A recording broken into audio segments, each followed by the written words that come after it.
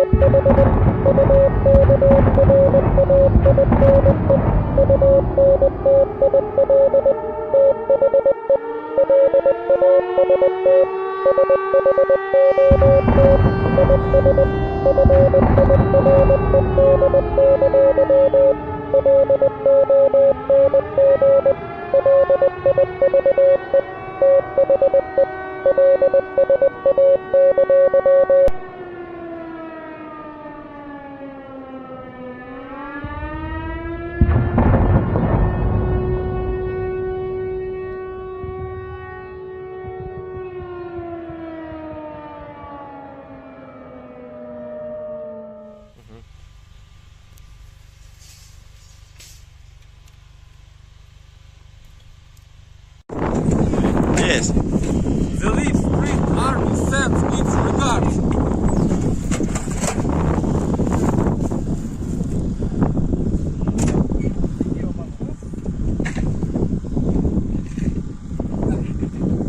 The LSA sends its regards. Русский военный корабль. Предлагаю сложить оружие и сдаться. Русский военный корабль.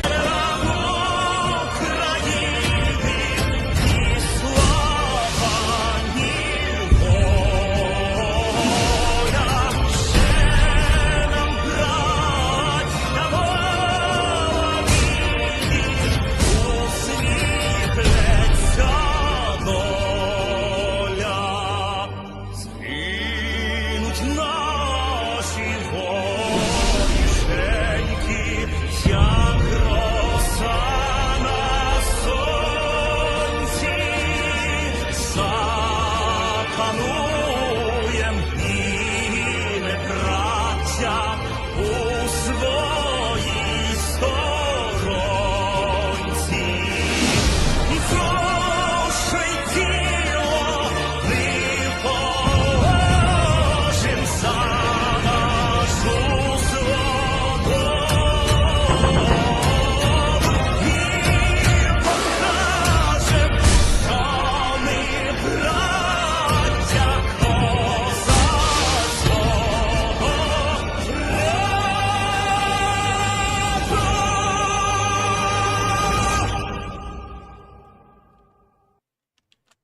Hello, everyone. I'm the Enforcer, and I'm accompanied by Enforcer Matt. And good evening, folks. It's Enforcer Matt, and welcome back to day 456 of the news, and it's good to see you all once again. And of course, we're going to be covering the past 24 hours of the news of the war in Ukraine. It is a brand new week in the war. The Ukrainians have not only held the line, but they've struck deep into Russian territory and have also destroyed or heavily damaged a Russian warship in the southern area of the Black Sea. It has been another incredible day, and once again a reminder to everyone that the Ukrainians will never yield, they will never give up to the Russians, and this war will keep going until the last Russian is pushed off of Ukrainian land while I sit there and screw that up. And so with that, we're going to be moving into some of the bigger news tonight in the middle of the Black Sea, where we heard that the Russian Ministry of Defense stated that they had blown up a kamikaze boat that was going for one of their warships, the Ivan Kurs. Here's the video of that little drone being blown up. We can see right here that they're firing some kind of a smaller caliber round, most likely 14 millimeters or 20 millimeters at the small kamikaze boat. And it appears that one round found its mark and was able to destroy the kamikaze boat. According to the Russians, no damage was caused to the Ivan Kurs because that one kamikaze boat was destroyed. However, there's a problem. There were 3 of them, and 2 of them were destroyed, but we got footage from the Ukrainians showing one of them managed to find its mark. Here is the camera footage from that drone showing it ramming straight into the stern section of the Ivan Kurs. Here's the clip. We can see the drone racing up to it, we can see the tracer rounds bouncing off the sea around it, and we can now see the drone has closed the distance and is now going straight for the stern of the ship. The crew is completely helpless as it rams into the side right there, the video cutting off because the kamikaze boat exploded, causing the stern section to have a massive gaping hole in it, and of course making sure to send this ship either to the bottom of the sea or well adrift across the top of the sea. Some of y'all may be wondering what kind of damage would most likely be caused to the Ivan Kurs by this kamikaze boat exploding directly towards the stern of the vessel. Based off of what we can tell from the Ivan Kurs as a ship, and let me see if I can put in the right spelling here, Ivan Kurs, or Kurs right here, the Ivan Kurs ship. Let me get that right there, and let me get y'all to the images. This is the Ivan Kurs. It is something of a, I guess you could say, surveillance ship. It is not one of the most armored or armed ships in the Russian Black Sea Fleet, but it is one that is, of course, another warship of their navy. We can see that it doesn't really have much in the realm of weaponry, but one thing that is very interesting is that by the way that kamikaze boat did hit the stern of the ship, we can certainly tell that it most likely heavily damaged the rudder steering system near the rear of this ship, meaning that its rudders are most likely jammed, and that ship is now adrift because it cannot control its own, I guess you could say, course on its path. We also know that the kamikaze drones have exactly 400 pounds, and you heard that correctly, that is about the weight of a average American, about 400 pounds of explosives inside of it. And so when it exploded, it was like a full-scale bomb hit this ship directly on the waterline.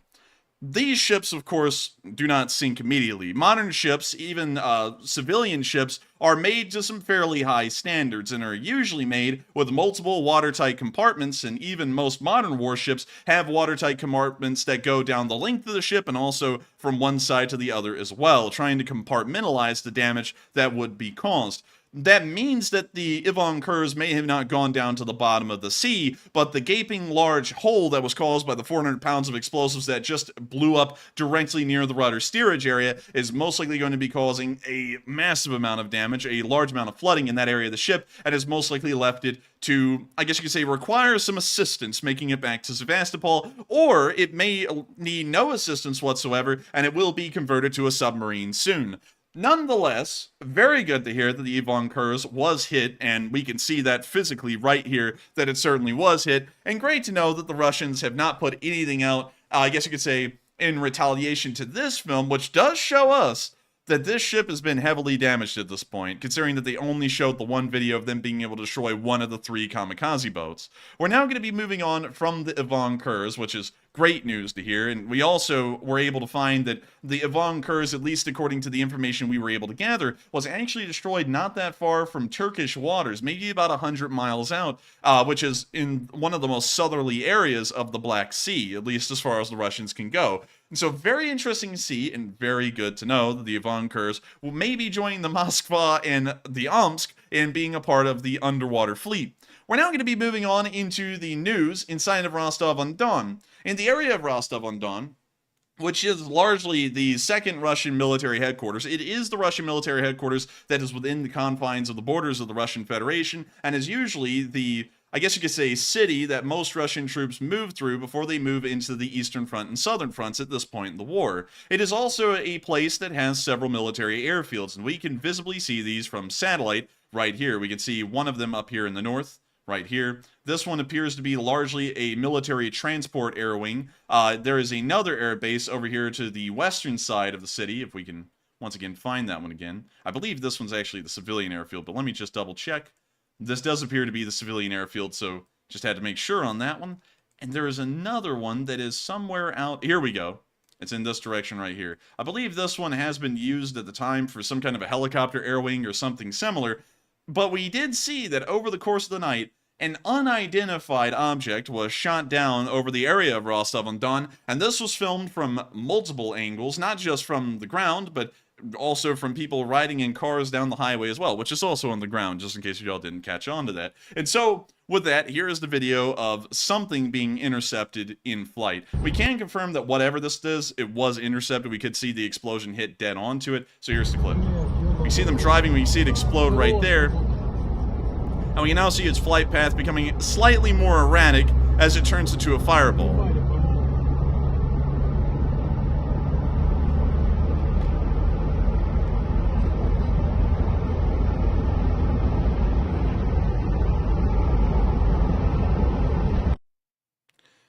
One second, Matthew. I just saw something here, and I think this would be important to address.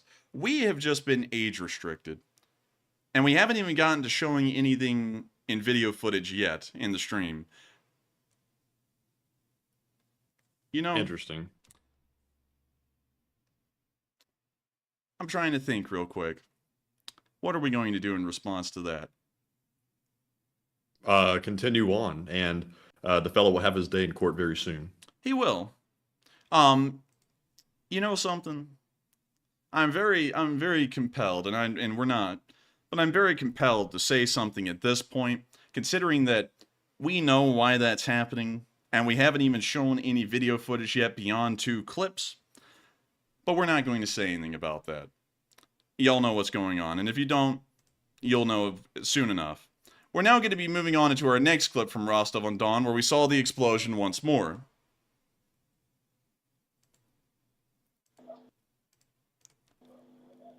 This time from security camera footage.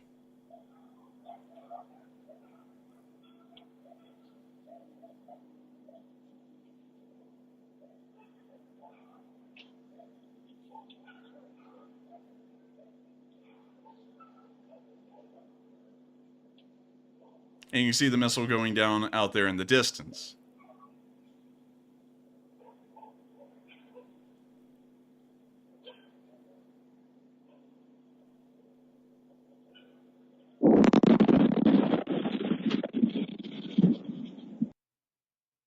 And Damn, so son. that's the end of that clip. And real quick, actually, I'm going to take a moment to go onto my second screen here and counter that age restriction and see if we can get that appealed midstream, because we have not shown anything that's in violation of YouTube community guidelines. And so let me go over there real quick and let me tend to that, because I'm going to tell you something. I'm going to share with y'all all something that y'all may or may not know at this point. This is not something that YouTube just magically came down and did. This is a targeted attack against our channel, which will be documented for specific reasons, and we'll be making sure to take further action against this as well, considering that this is directly associated to something else, and there's no question about it. So let me go and let's see here. We're going to appeal. Mark said, do a rant. Oh, no, we're not going to do a rant. So let's see here. Look at our content. Yep, it's within the guidelines. I want to appeal. And let me leave a comment here real quick. I'm sorry that y'all have to wait for me to leave this comment here, but violated YouTube community guidelines. YouTube, could you please lift the restriction, please, YouTube? There is no video footage that violates any of YouTube's community guidelines.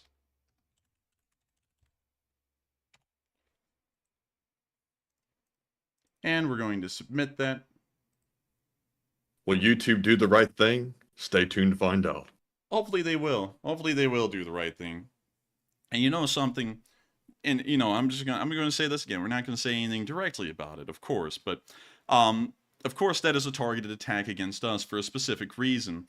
I don't really know if this person knows this or not, but those kinds of malicious attacks only add to the problems they're going to be having later on. And I'd highly suggest that they might want to reconsider that, or else it's going to get far worse for them. And so we're going to be moving on now. Hopefully YouTube will look at that review and look at it seriously and make sure to appeal what is currently happening at the moment. And we're now going to be moving on into the Berdyansk news, where we also saw a fire near the port.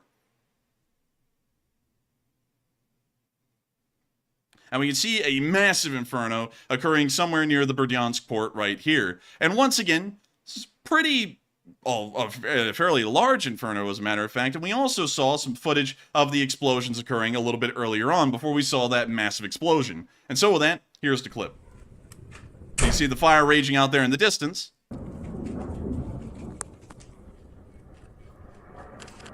And we now see another missile exploding onto the facility. Ух ты, чуть не сдуло. We hear a Dear dog Lord, barking. that was loud. That was loud. My ears are gone. Звук долго дохода. Ого. О, доброй ночи.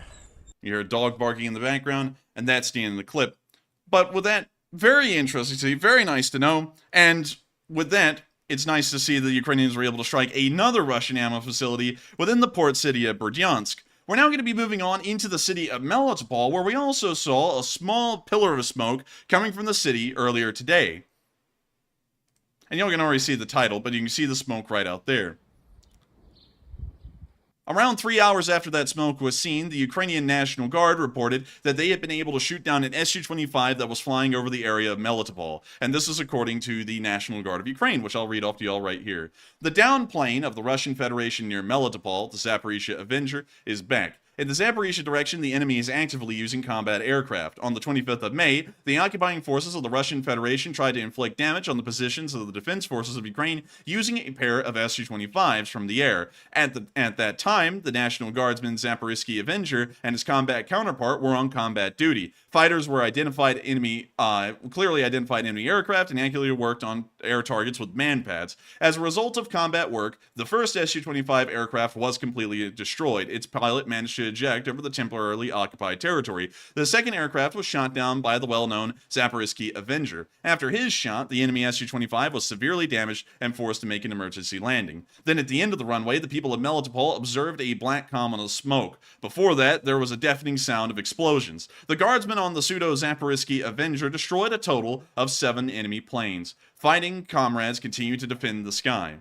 And amazing to hear that not only were they able to destroy the single one Su-25 that we saw the pillar of black smoke from, but they were able to destroy largely both of them and ensure that they will no longer fly over the skies of Ukraine. And so with that, we're now going to be moving on from this little bit of news and on from the Su-25 in general, the 2 Su-25s that were shot down over Melitopol, which is impressive news. And we're now going to be moving up into the area of Belgrade, where we've continued to get footage of the RDK and FOR forces and what they were doing over, I guess you could say, inside of Russia, and also once they returned. And so starting off with a small video of the Russian Volunteer Corps, the RVC or RDK, returning from the Belgrade Oblast in this clip.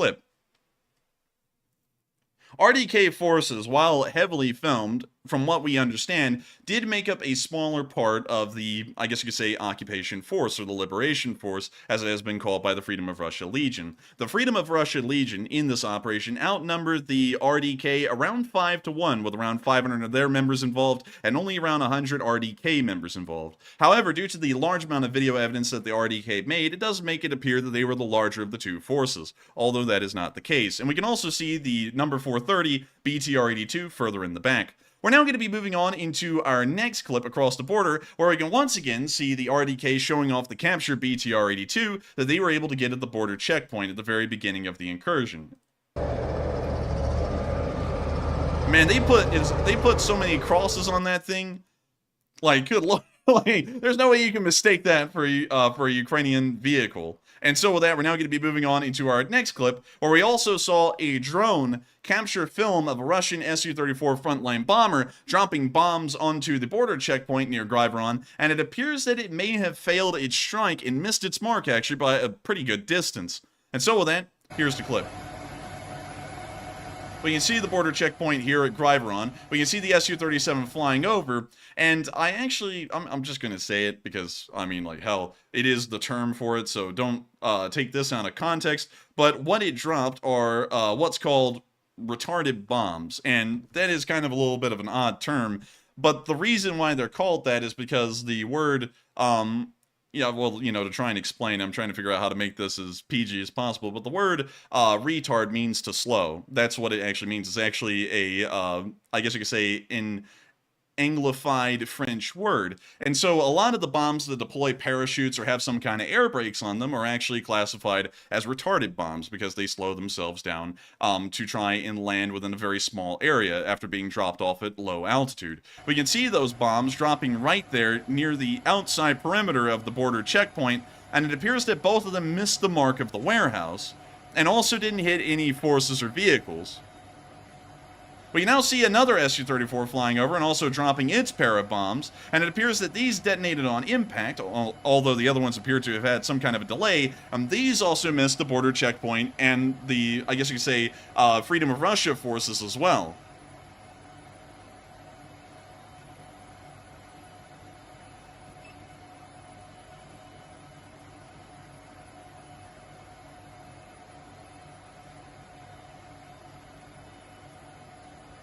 We can see the drone continuing to watch the footage.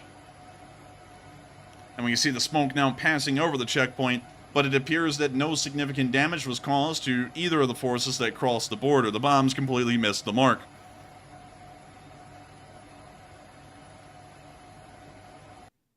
With that, that's the end of that video, but once again, interesting to see that the Russians actually did, probably hours after the offensive began, mobilize some air power, but it appears that they weren't able to drop their bombs dead on the mark, which practically makes the air support useless, as far as it went.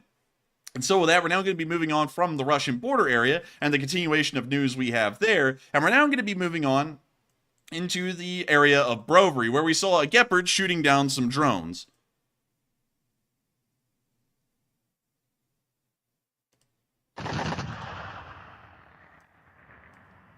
See the Gepard firing control bursts into the air. Есть контакт! And we see that they got one of them. Yes, sir. Есть, родимая, готовь, суку!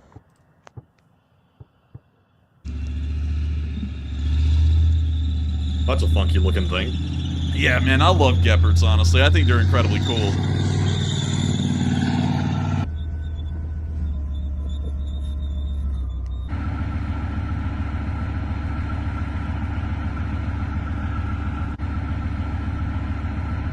We now see if the Shahed 136 did not come through us, we would all be shot down like rockets. One second, let me make sure to go read that again. If the Shahed 136-131 did not come through us, we would all be shot down like rockets. I came to thank our guys who performed the tasks of anti-aircraft defense in the North Operation Zone around Kyiv. They are equipped with a Gepard system, which already has destroyed enemy targets on its side. And we can see that apparently it has shot down 2 calibers and 4 Shahed 136s. Quite an impressive kill count for a single anti-air gun. Це 4 безпілотних літальних апарата «Шахед». These are 4 UAVs, a Shahed 136, and 2 cruise missiles. They quickly engage the necessary mode and destroy the targets. This caliber allows us to hit all enemy air targets in our area of responsibility. The vehicle is easy to control. The main thing is to remember the dimensions. There are 4 such speeds and a machine gun.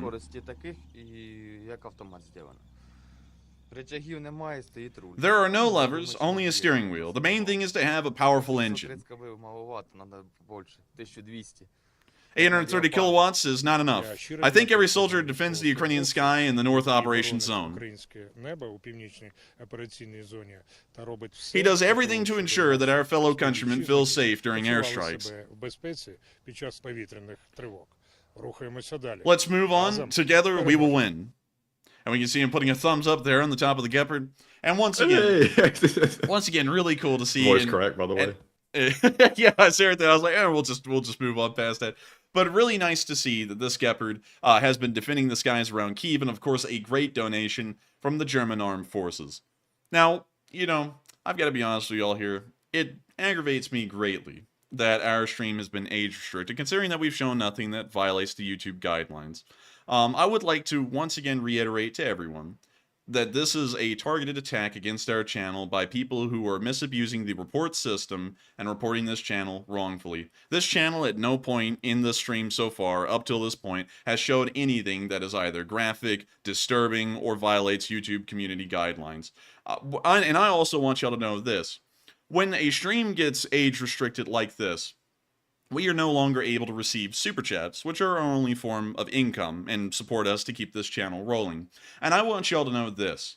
No matter how many times we're going to get age restricted from here forward, whether it be within the first 5 minutes of the stream, whether it be after they run, or whether it be near the end, I don't care what we're going to do. I gave y'all a promise. We're going to cover this war until this thing ends, and damn it, we're going to follow through on that promise. I don't care what we have to do, and we'll hold anyone accountable who gets in our way and tries to stop us with baseless and completely inaccurate claims and sending their people to target our channel. We are going to make sure that this stream keeps on running no matter what. And so if you agree with us, put LSA in the chat, and with that, we're going to be moving on to the next one. And also, if you want to help out, press that like button, because if the likes are a record high tonight, that'll be even better.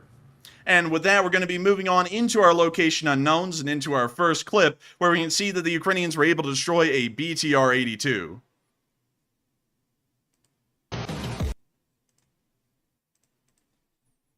And we can see here the BTR-82 blowing up, and of course the Ukrainians landing a successful hit. We can see the BTR-82 right over there smoking and getting a second hit again.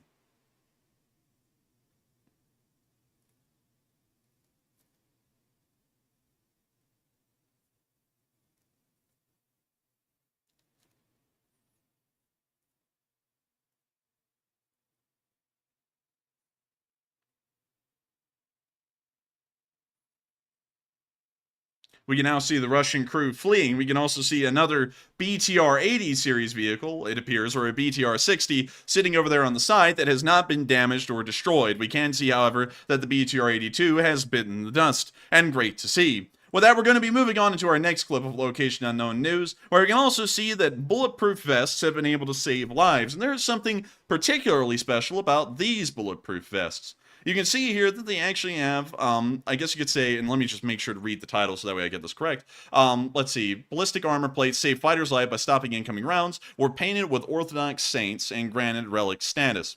And so before these plates, I'm understanding, were actually hit, these saints had actually been painted onto the bulletproof vests. And I've got to say, that is drippy. I'm not going to lie, that's actually really drippy right there. That looks good. That is quite nice. I wonder how that reacts when it gets hit. Although, is that a hit on that one that's standing up? Yeah, and it's actually taking the hits. Oh, that's pretty cool. I mean, is it actually gold-plated, or does it just look like that? I think it is gold-plated. You got to remember, gold leaf is actually pretty cheap. It's like $1 a sheet, and the sheet is like 6 inches wide, 6 inches tall. It's a perfect square. But still, with that, also, did you see that, Matthew? No. 1 second, I'm going to take care of that and let you go back and review that if you need to. But still, Very interesting to see, and very neat to know that the Ukrainians have been adding in a part of their own culture and identity into this war so far. And so with that, we're going to be moving on from this clip and on into our next one, where we can also see the Ukrainians watered an owl. I don't really know how that works, actually, but they did end up watering one. You can see this right here. During a raid in the Belgorod region, the Freedom of Russia Legion found a chick of a long-eared owl, and they gave it some water, and then they returned it to its parents. And you can actually see them holding the owl right here. And so in the middle of them pretty much making an incursion into Russian territory, they also watered an owl. I mean, that's pretty impressive. You know, it was already a pretty high goal from the start to sit there and invade Russia for the large part, but then to water an owl, we're talking about next level stuff right here, and pretty neat to see. And so with that, we're going to be moving on from the little owl and on into our next clip, where we saw 2 Russian BMPs burning after being hit and destroyed. And so here's the clip. And also we have to mute it, but you can see one BMP had a little turret toss. We can't see that the turret went far, but it did go nonetheless.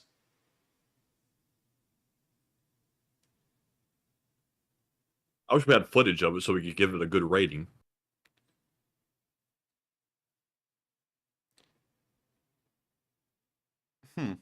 And that is fairly interesting to see. And we also finally got a response from YouTube, and they say that our the part of the stream that was flagged actually does violate their guidelines, and we have shown nothing at this point that does violate YouTube community guidelines. Was it you saying the slip up in the very beginning? Could that possibly have been it? No, that couldn't have been it. But with that, we're now going to be moving on from the 2 destroyed Russian BMPs, and we're now going to be moving on into the Russian casualty reports. And here we can see the Russian losses. Oh, we got 4. Hey, we got 4 Bobcat skid steers. Of course, a pretty good number and great to see. We can also see that they lost 36 drones. On top of that, 20 artillery systems, 3 tanks, only 2 supply trucks, which is below the war's average, 8 APCs, which is a little bit below the war's average, but the infantry losses are dead on in the war's average. And so, it's very impressive to see, very good to know that the Russians are taking a consistent amount of losses across the board, and of course, great to know that the Ukrainian army is continuing to beat the Russians until they're silly. So with that, we're now going to be moving on from the Kyiv Independent, and we're now going to be moving on into our frontline news itself, starting in the northeastern area, of course, where there isn't really that much activity, and moving on our way down into the southern Zaporizhia front. But before we get there, we are going to be addressing some of our polls because they have some very interesting comments on them, and we want to hear what y'all think. And so with that, what do we got, Matthew? All right, and it is time for our segment of polls and questions. But first off, I just want to say if you have a question for us, since we don't have super chats tonight, just tag @EnforcerMatt in the live chat and put your question behind it so I can add it to the spreadsheet. So it's basically going to be like a fundraiser night almost, basically. But anyways, moving on to our first poll. It says the U.S. reiterates it made clear that it does not support attacks on Russian soil by Ukraine. And what are your thoughts? 42% said it's good to reiterate this. 37% said I disagree. That's Ukraine's decision. 13% said it seems slightly reasonable. And 8% said unsure. And I would say it probably is good to reiterate that just to make sure there is some level of plausible deniability, as we've been saying for multiple days now, distancing the U.S. between any actions taken by separatists or partisans. The U.S. wants to make sure that it really doesn't have a direct role in that. Although, if you do have, American military equipment being used, it's kind of hard to deny it. But nonetheless, it's best to take this position, in my opinion. But Enforcer, what say you? I would say, can you reread that poll prompt real quick? It says the U.S. reiterates it made clear that it does not support attacks on Russian soil. And what are your thoughts? I would say that's probably a pretty good stance to make, considering that it could have massive implications with what had happened. Of course, it is benefiting Ukraine because it gets Russian forces to redeploy to the border region where nothing much will really be happening. But beyond that, it is something that, of course, brings with it a lot of consequences, possibly. Of course, we haven't really seen any of those consequences really coalesce themselves yet, but they could nonetheless. And so with that, I hope that does address that poll fairly well, and we are on to the next one. And also, real quick, I changed that policy. We were, stand but by. Hopefully that's not the case. Our stream is flatlined. Hang on. Hold on. Our stream is flatlined. Can you hear me? Yes. All right. So I don't think anyone heard what you said right there, and I'm just wanting to make sure that they hear it. So can you say that again? I was saying, excuse me. What was I saying actually? I don't really know. I don't really know. I'm going to be honest with y'all. I'm trying to sit here and think of what we're about to do. Just move on. Move No, on. you know, yeah, we're going to keep moving on, but I'm not talking about that, Matthew. I'm talking about what we're going to do as far as the stream is concerned. A lot of y'all are asking us to just restart the stream and continue on. The honest truth is that if we try and restart the stream, the certain people that are targeting this channel are going to target it again, and we're going to be back at square one, just starting a second stream and probably having less people here.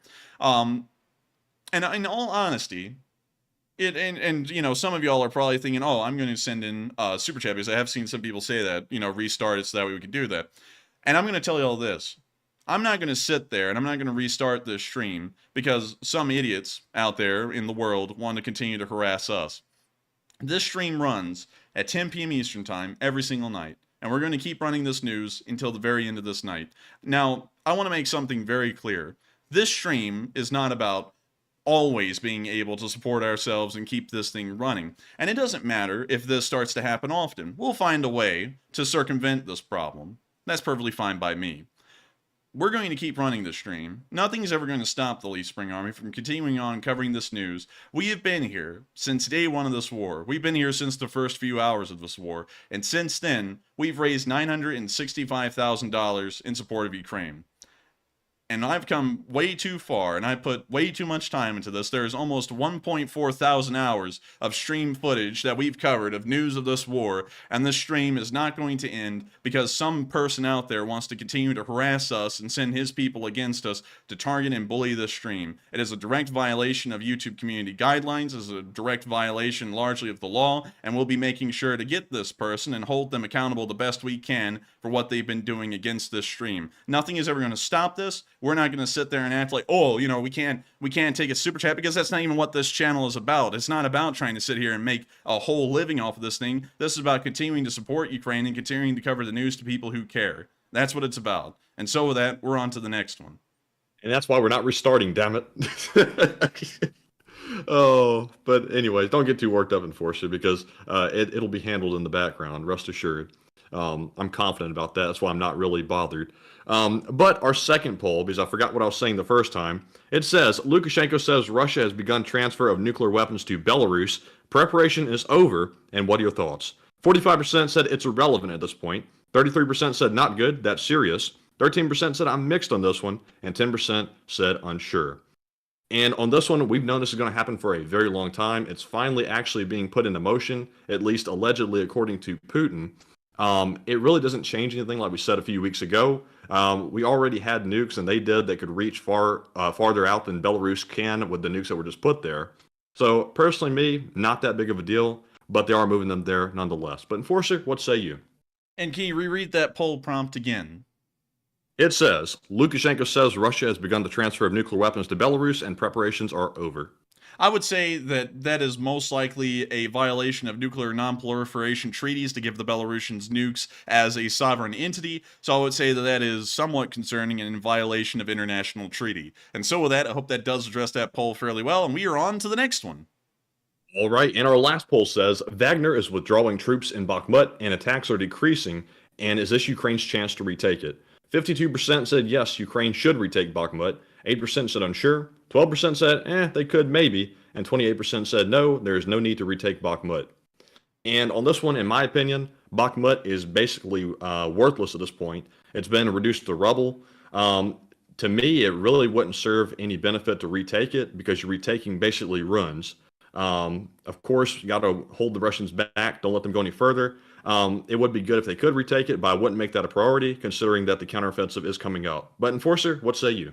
I would have to say, in my opinion, the Wagner unit moving out is probably a good thing for the long run. Considering that they're moving out back into Syria and Central Africa, they'll most likely not pose an issue to the Ukrainian armed forces any longer. And we know that the forces that will be replacing them, while the Wagner wasn't a prime fighting force to begin with, are going to be worse than the Wagner. So I honestly think that is probably a fairly good move as far as the Ukrainians are concerned for the Wagner to leave. And so with that, I hope that does address that fairly well, and we are on to the next one.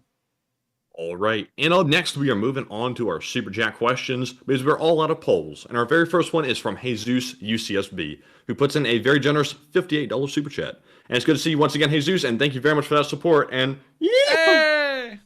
he says, Hola. Okay, I want to take credit for my prediction. Remember, I told you if I were Zelensky and CIA, I would make a deal with the Russian soldiers to help topple and piss off Putin. Enforcers, I was right. I was right, and long live the LSA. And I thank you so much once again for the support, Jesus UCSB, and of course being the one of the few people who was able to send a super chat tonight and help this channel to keep on running. And to answer that, I would say you were right for the large part. That is true. They pretty much used Russian nationals against the Russians to fight the Russians, which really turned out not that bad for him. It also showed how weak the border regions are, which is really freaking out a lot of the Russian citizenry in the border region and even further on into Russia. And so with that, I hope that does address that fairly well. Thank you so much once again for support, Jesus, and helping this channel to keep on running. And long live the Lee Spring Army. And with that, we are on to the next one. And thank you so much once again, Jesus UCSB, for being a longtime channel listener. I think you actually are... I think you're a soldat, if I'm correct, but you've been around for ages and helping this channel to keep on running, and I thank you so much once again for helping to keep this thing possible. And so with that, we are on to the next one. All right, and our next one goes to Epic Trains Canada, who puts in a $6 super chat. And thank you very much for that support. And they said, it appears that Russia has turned Ukraine into a military power the way that Nazi Germany did to the Soviets in the 40s, and Igor and Slav Ukraine. And Igor! And thank you so much for the support. And I would say, I would kind of agree with that. And reread that again, Matthew, just to make sure I can hear it correctly. All right, and it says, it appears that Russia has turned Ukraine into a military power the way Nazi Germany did to the Soviets in the 40s. Let's see, Ukraine has turned Russia into a Nazi power? Appears that Russia has turned Ukraine into a military power the way Nazi Germany did to the Soviets in the 40s. I was about to say, that wordage was confusing me there multiple times. I was like, what? But I would largely say that I would kind of agree. But the thing is that while the Soviet army really grew a lot during the Second World War, it was already one of the largest ground armies in the world. I think it actually was the largest ground army in the world. The next closest country before the war was France, which also had the second largest army in the world, if I'm remembering the numbers correctly. So they kind of were a military powerhouse before the Second World War. But they certainly did grow into a massive military powerhouse, one that actually could rival the United States on the field at that given moment because of that war. And so with that, thank you so much once again for support. I would agree with that for that reason. And with that, we are on to the final question of this segment, and we're now going to be moving on into the frontline news right after that. And so what is the final question of this segment? All right, and the last one goes to Super Action General, who puts in a $5 super chat. And thank you very much for the support, and also for being a longtime channel viewer. He says, man, I'm telling. I'm not even going to do that. I'm not even going to do it. Just send it over. Man. Yes, I'll just send it over. I was about to do it in regular voice, but I'll just relinquish this one. Yeah, you just send it over to me. We all know what it is. It's Rodney. Oh, I'm telling you. Oh man, I'm telling you, my wife's jealousy is getting out of hand. The other day she was looking at my calendar and asked who May was. Oh man, I'm telling you, I get no respect around here. I get no respect. And I'm going to say, we do get no respect around here. But that's okay. And so with that, thank you so much once again for the support. I hope you enjoyed the little Rodney, and thank you once again for helping this channel to keep on running. Folks like you make this possible day in and day out, and at this moment, considering it is a special moment in this channel, probably will be a defining moment in this channel's history, I would like to make it clear to everyone that while Super Chats do, of course, are the only lifeblood of this channel as far as financial support goes and helps us to keep it running, no matter what happens, we're still going to be here at 10 p.m. Eastern Time every single night, covering the news of the war in Ukraine every single day. Whether the stream becomes age restricted in the first 5 minutes and we can't receive a single Super Chat, this stream will run. And so with that, we're now going to be moving on from this question segment and on into the northeastern area, as in the past 24 hours, we saw that nothing really happened up here. We have heard reports of minor skirmishes in the area of Berdyansk, more towards the area of Drovchina, but we have not seen any video footage showing those firefights. We did, however, see in the area of Zalaman, once again, I guess you could say abandoned T-80B VM being destroyed by Ukrainian forces. Actually being captured, sorry, that's another video. And we now see them towing away the T-80B VM, one of Russia's more advanced main battle tanks, and especially one of their most rare and advanced battle tanks at this point of the war, and very interesting to see that they were able to get themselves one in the northeastern area. Honestly, it seems that they have a far easier time capturing Russian equipment in this area of the line than really anywhere else, for that matter. And so with that, we are now going to be moving on out of the northeastern area and on into Bakhmut. Interestingly enough, we do have to report that it appears that Ukrainian forces are not making the advances that they have been for the past several weeks at this point. It does appear that they have largely began to stall. Russian forces have been flooded into the flanks more so than even the center of the city at this point, and it appears that they are trying to hold the flanks as best as possible and are giving the Ukrainians enough resistance that they have been able to hold the line here as of today, and the Ukrainians are making far slower advances. However, at the same time, we did see that the Wagner unit was also pulling out, which is major news, as they are only leaving behind a token force in the city, so that way they're not officially withdrawing from the line and committing treason. But we can see the Wagner leader right here, Prigozhin, claiming that the entire Wagner unit will be leaving, except for a few handful of guys. And so with that, here's the clip. We are getting our unit out our unit from Bakhmut. Now it's 5 a.m. on the 25th of May. Until the 1st of June, the majority will be relocated to camps in the rear. We hand over our positions to the army. We give them our ammo, our positions, everything, including the food rations. But for the case that it might be difficult for the army, we will leave them those who played the main role in capturing Bakhmut. Everyone is wondering, how did PMC Wagner do it? All the organization, leadership, armament, and preparation. 2 factors were crucial. 2 people who we will leave here for the army. Come here, guys. Justin Bieber and Dolik. And this guy does not look like Justin Bieber to me, man. That looks like a Justin Bieber who is who's enjoyed his life on Whippets a little bit too much. I'm honestly doubting that this is Justin Bieber. Are you trying to say cracked out? yeah, I'm trying to say cracked out. This is Bieber, right one, and this is Dolik. So as soon as it becomes difficult for the army, they will stand up and block the path of the Ukrainian army. Guys, try not to bully the other soldiers, okay? I think you got to worry about that. Yeah, I don't think you have to worry about that. Okay, if anything happens, they can count on them.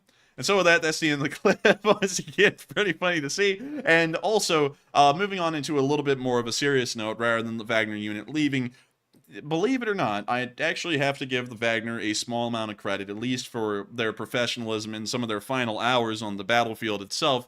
They did actually manage to leave on something of a higher note than they've been in so far in the war. The Wagner unit has been known throughout the course of the entirety of the war in Ukraine to constantly attack citizenry along with the soldiers of Ukraine, to have no regard at all for the rules of war, and have also been seen to commit multiple war crimes, including going out of their way to execute surrendering Ukrainian soldiers. We did see, however, that while they were leaving, they conducted a prisoner of war exchange with the Ukrainians in the vicinity of the Bakhmut battlefield, conducting the largest prisoner of war exchange to this day, releasing 107 Ukrainian soldiers back into Ukrainian hands, and they also returned the remains of a Turkish and American volunteer that had lost their lives defending the city of Bakhmut for the 8 months that that city held its glorious defense. And so, real quick, here's the video of them preparing the coffins that held the remains of the American and the Turkish volunteer that ended up dying in the city of Bakhmut.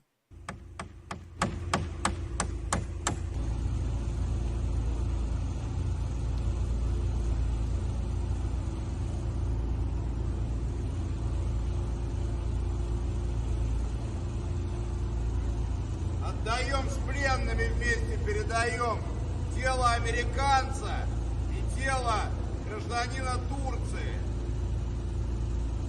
Американец погиб в бою в гнезде, а гражданин Турции был вместе со своей напарницей, гражданкой Турции. Они были найдены под обломками здания, вернее, он и ее документы. Когда украинцы отходили, они взорвали здание, они погибли под обрушившимся домом, поэтому ее достать не удалось. а его достали и передаем на родину.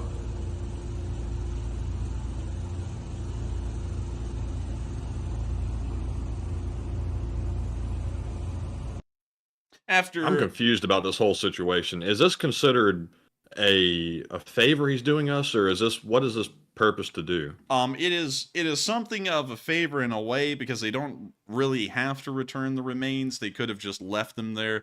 But they are taking the remains of the American and the Turk and returning them back into Ukrainian hands. And they actually did that today during the prisoner exchange, which we'll also be getting to here in a second. And so here's our first video clip of the prisoner exchange. This one, I believe, was taken by actually, this one was taken by the unit that was involved in the prisoner exchange itself. We can see the unit moving forward to meet the Russians at a predetermined location, waving white flags to show that they are a part of the prisoner exchange unit. We can see them passing over a destroyed bridge.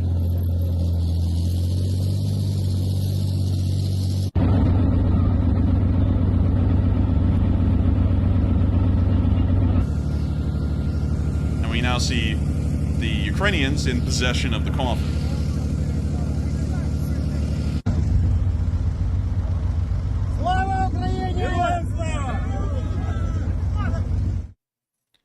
And with that, that's the end of that clip. But once again, the Ukrainians were able to return the prisoners there. In the next video footage, we also got to see the prisoner exchange from another angle.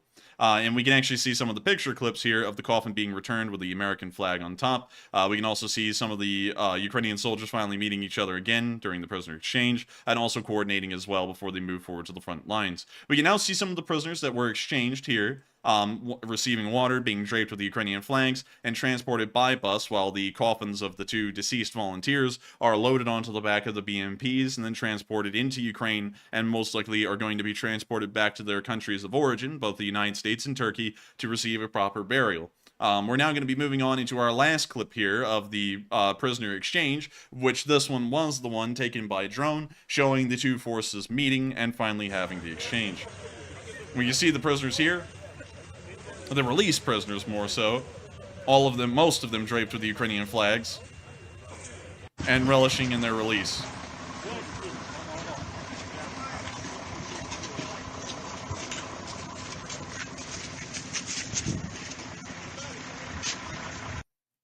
With that, that's the end of the clip. And for some reason, I don't really know where the drone footage went, because I made sure to include a drone video of the prisoner exchange occurring in between the Russians and the Ukrainians, and you could see the handoff of the two coffins in between the Russians and the Ukrainians. But unfortunately, it appears that video did not survive me taking it and trying to put it onto this map for some odd reason. Nonetheless, we can see here that the Ukrainian prisoners were returned, and it's great to know that these 106 to 107 Ukrainian prisoners will finally be able to return back home to their normal lives. Of course, they have most likely been subjected to malnourishment, torture, dehydration, among many other things, and maybe even outright torture. But it is great to know that these Ukrainian soldiers will no longer have to suffer such a horrendous, I guess you could say, treatment by Russian forces, and they'll now be able to return back to, hopefully, their normal lives, or normal-ish lives, within Ukraine, or maybe even continue on fighting the war. Of course, the choice is theirs. But with that, that's the end of the prisoner of war exchange news, and while it's a little bit more of a darker tone than we usually talk about on this channel, I think it's an important one to talk about, especially considering that American and Turkish volunteers' remains were returned. Of course, whether you think it was an attempt by Prigozhin to garner some kind of sympathy by the West, or if it was an actual honest intent, one has to say that it is very important to remember beyond all of that, that within those two wooden boxes lies the remains of an American and a Turk. That American and that Turk are not native to Ukraine. They are from countries that are either hundreds, if not thousands of miles away, and had relatively nothing to do with Ukraine whatsoever. Yet those brave citizens from those two countries, both my own country, the United States, and Turkey, rose up to the occasion and gave their lives for a country that they had probably never even lived in, and for a people they had not even met yet. And the honor behind that is something truly impressive. And so with that, we're going to be moving on into the city of Bakhmut itself, where we can see the battle continuing and a Ukrainian soldier firing off a small. And so with that, here's the clip. Of course, we have to mute the audio, but we can see him lining up the small out the opening. And now firing.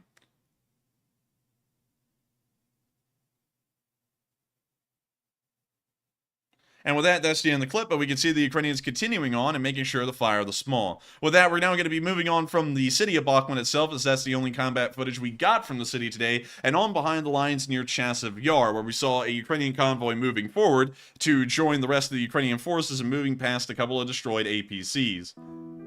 These are actually their own APCs, these are Spartans. Of course, the move up to the line is sometimes as dangerous as being on the front line itself, and Ukrainian forces continue to deal with the treacherous conditions and the deadly environment this battlefield produces on a day-to-day basis as they continue to face down the Russians head-on and continue to defend their land and save the lives of countless Ukrainian citizens behind the line.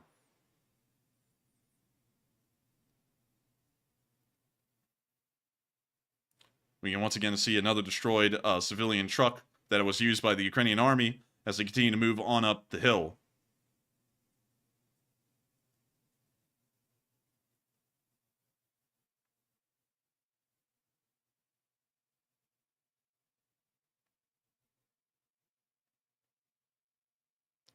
We can now see the BMP continuing to move along.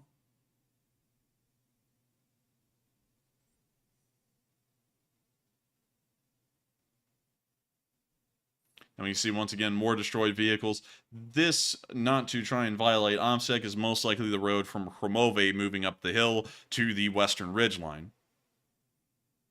And while it has been a heavily used road and is actually called the Road of Life, it appears that not many people have actually, or vehicles have actually been destroyed on this road, at least for the amount of traffic that's most likely passed over it while heading up to the lines. And so, very interesting to see, and very interesting to note that the Ukrainians continue fighting on, although there are losses behind the lines. Meanwhile, the Ukrainians continue to try and push the southern flank, and while being met with less progress than the weeks before, from a day-to-day basis, we did see that the Ukrainians have been able to either capture or find a decent amount of Wagner guys, either sleeping or alive.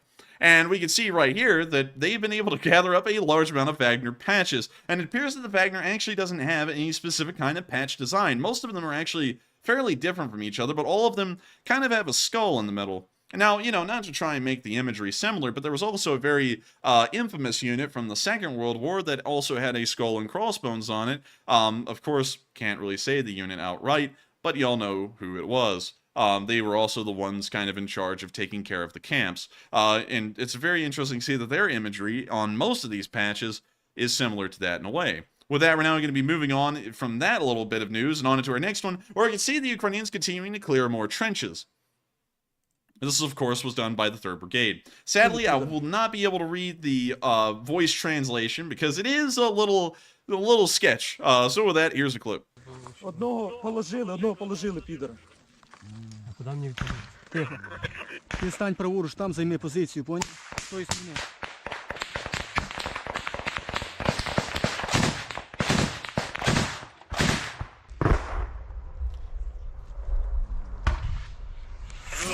Йоба!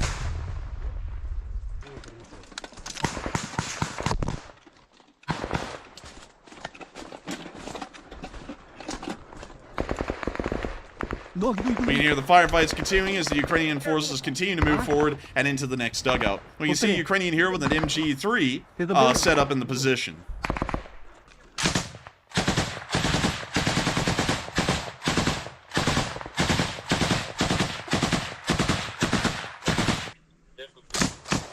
We can now see them firing through the bush in front of them and trying to make sure to clear it of Russians.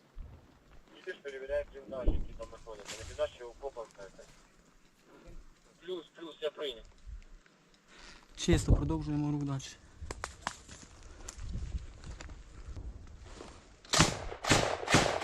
We now see them continuing to fire as they observe that one of the Russians is running. And one of the soldiers asks what the hell is going on, which is a retreat from the Russians. Зачищаємо льошки.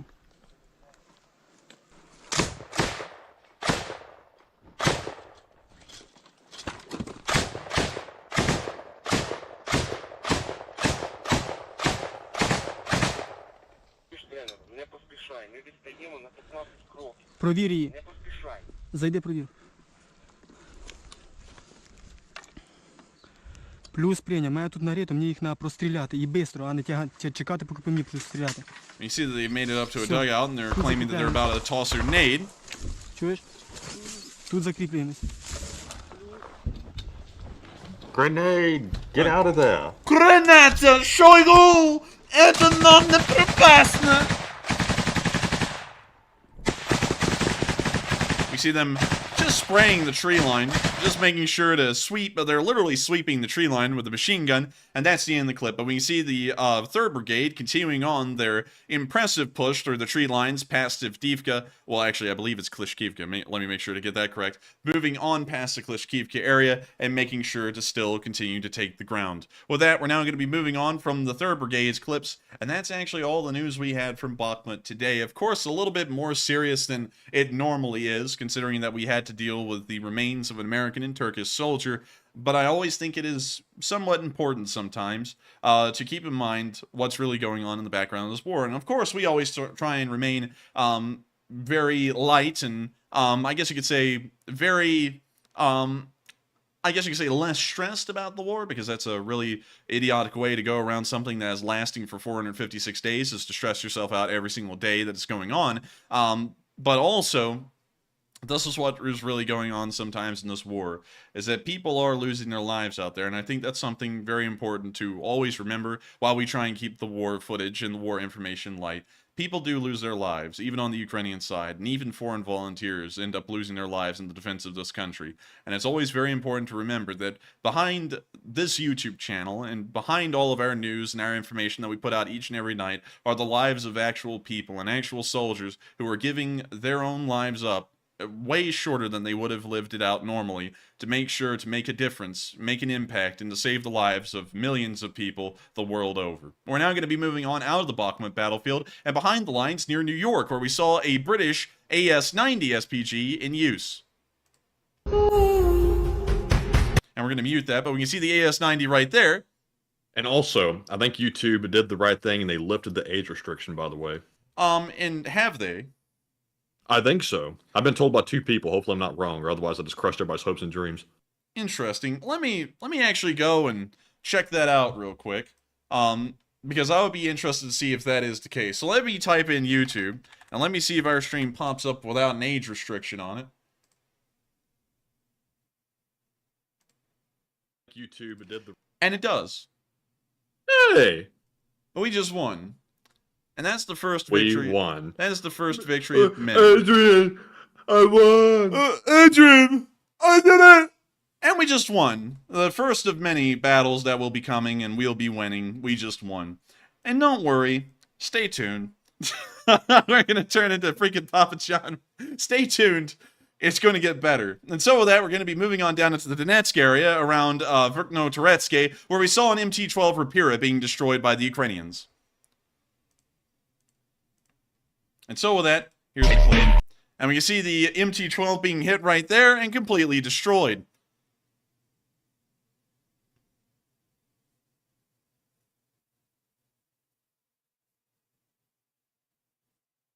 We see the MT-12 being hit several more times, and the chat is flying. And I love to see it, because that is the appearance of victory right there. And that's nice to see. And it's good to know that YouTube actually does see what's going on, and I'm sure that they're already working in the background to find out why that happened and what's been going on. I know I am. I know we all are, and I know YouTube certainly is working as well. And so with that, we're going to be moving on into our next clip, where we saw in the area of Kruta Balka some Ukrainian tanks in the morning. This was a very interesting scene, because we actually saw a interesting variation of the Ukrainian cross. This one is very similar, I guess you could say, and I'm trying to think of it, to the Bundeswehr cross. And let me see if I can find that for y'all, or the cross to here cross. And let's see if that gets it. Here we go, the Balkan Ruse, or the Iron Cross. And this is a fairly this is a fairly interesting. This is a fairly interesting one to see, because even to this day, German forces largely use a very similar variation of the symbol. But really nice to see. Good to see the sun setting in, I guess you could say, the morning behind them. And of course, another Ukrainian tank team out there to make sure to face down the Russians as they go. And so with that, We're now going to be moving on from that interesting little picture of the Ukrainian tankers getting ready to move, and we're now going to be moving on down the line and into the area of Volodar, where we also saw the 72nd Brigade attacking Russian forces.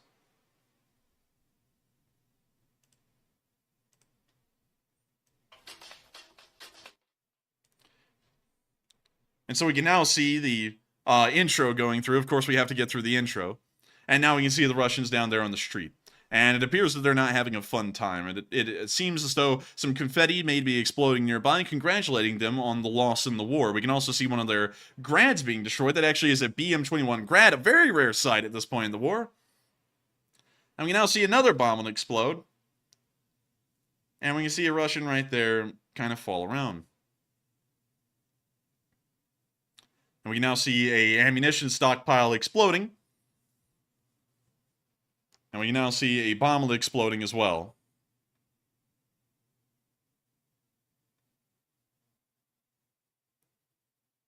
We can now see a vehicle. It appears to be ignited.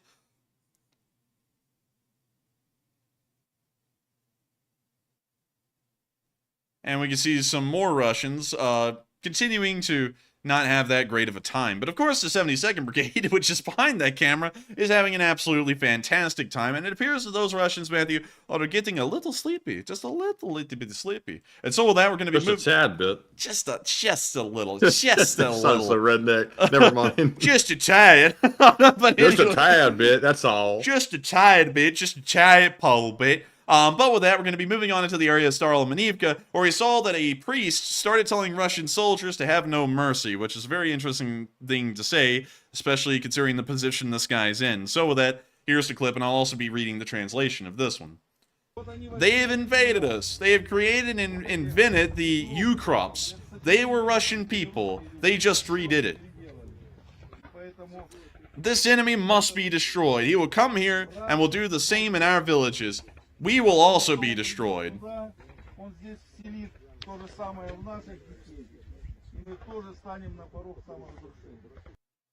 And with that, that's the end of the clip. But very interesting to see that this Russian priest is asking for the destruction of Ukraine entirely and saying that they're not even a real people. And I gotta say, that is not really new. We've been seeing that throughout the course of the war, but it's always interesting to see that they have gotten Steven Seagal into Eastern Orthodox robes, and he's now telling people about how he eats, and also the Aikido crap. And so with that, we're now gonna be... yeah, Bullshido. That's his practice move. We're now going to be moving on further down the line and into the area of Melitopol, where we saw that an abandoned T-80 BVM in this part of the line was destroyed by Ukrainian drone fire.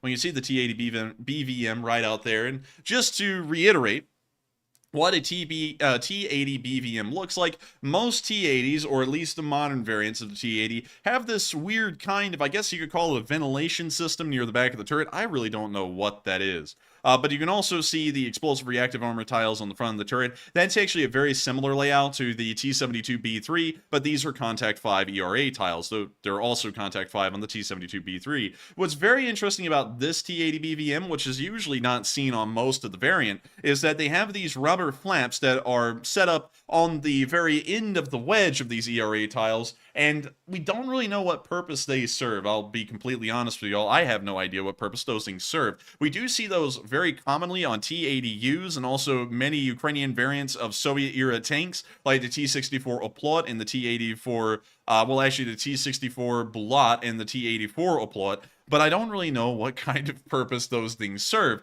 Nonetheless, we can see that the drone will destroy the tank regardless. When you see them lining up the F1 grenade right there, dropping it in the hatch that actually wasn't an F1 grenade, and we can now see the drone flying off, and the bomb exploding, causing the ammo to detonate immediately, and causing the tank to burn up, or as we used to call it, brew up.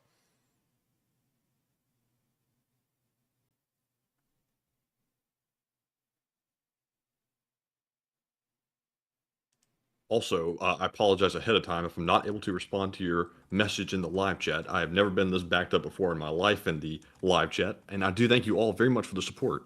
And, of course, I would like to also say, I thank you all so much for the support. I want to make it clear, though, that regardless of what happens with these streams, and I'm very happy that YouTube saw the abuse of the report system tonight and made sure to take care of it, I want everyone to be entirely clear. The only way we are going to run this channel, regardless of what happens, is through Super Chats. We are not going to be moving y'all into Patreon. We're also not going to be moving y'all into PayPal unless if things got significantly worse over the course of several months. We would not do that.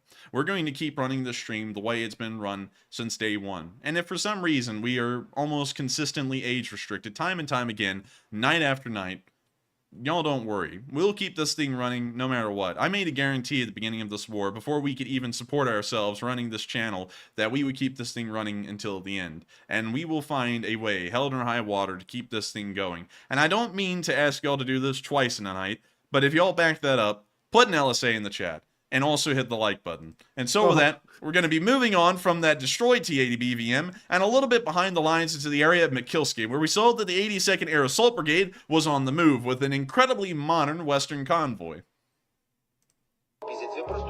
And also I have to mute the absolute trap beats.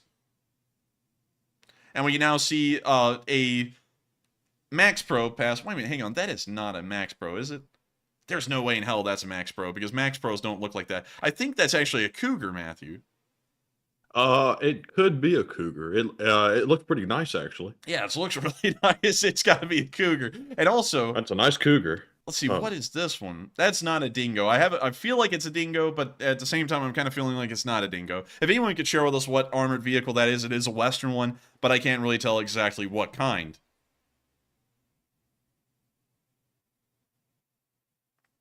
We can now see, we got LAVs. I forgot about these. They have them. I completely forgot about the LAVs. They've got them.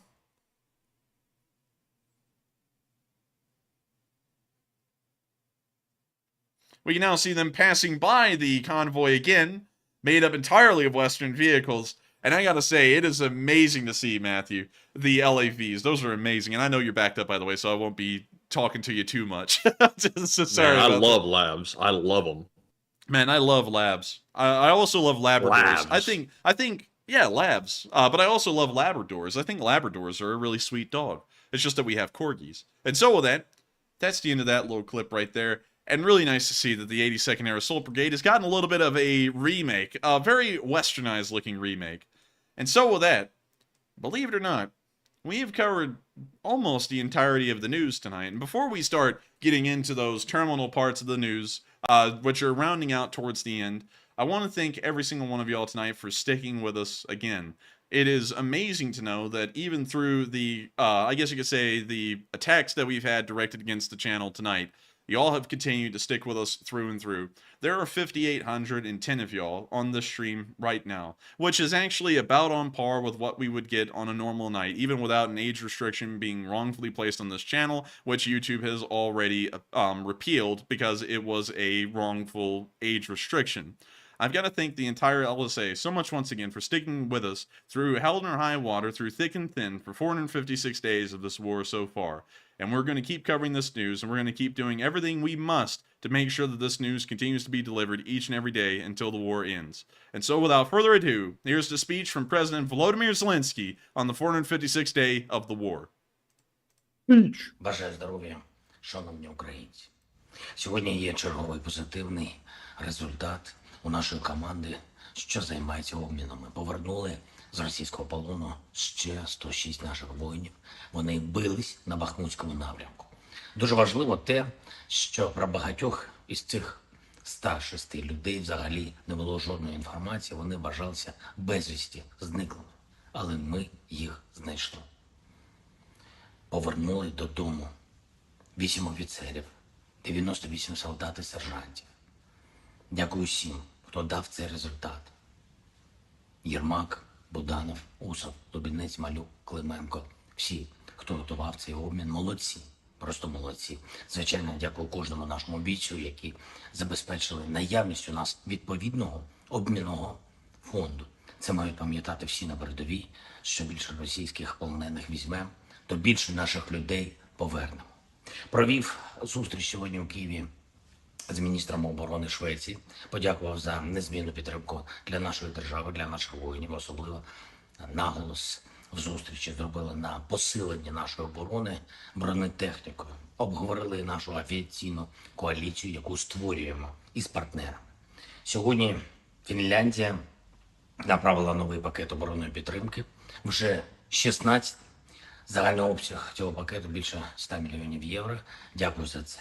Є сьогодні і важливе рішення Ради Євросоюзу для України ще на рік подовжену торговельну лібералізацію на українську продукцію.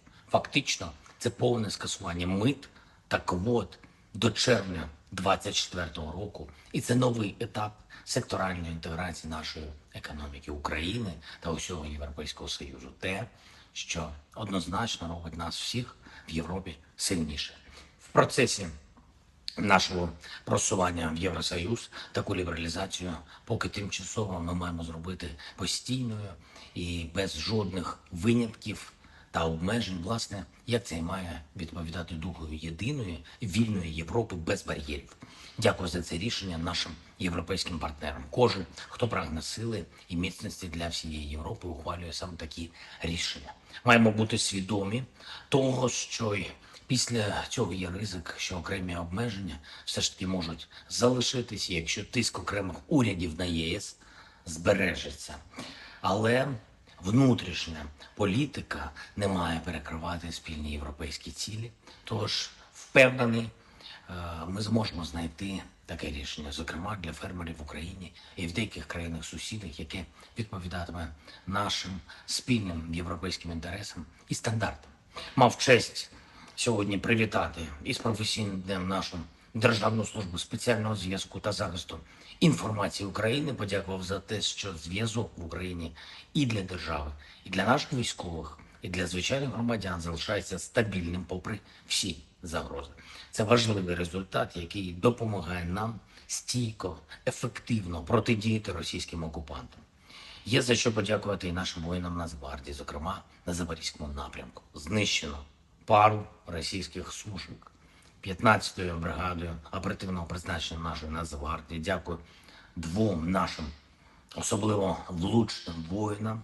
До речі, один з них вже відзначений званням Герой України і має на своєму рахунку не лише ворожі літаки, але й збиту крилату ракету. Дякую, хлопці.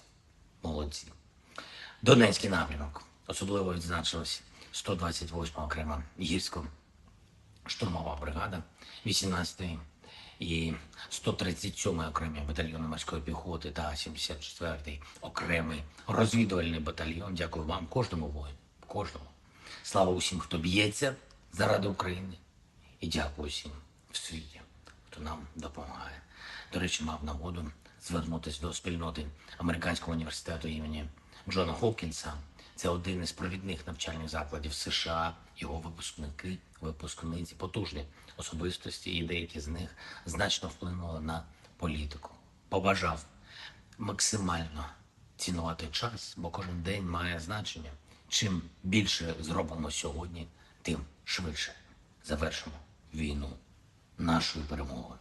І тільки нашою. Слава Україні!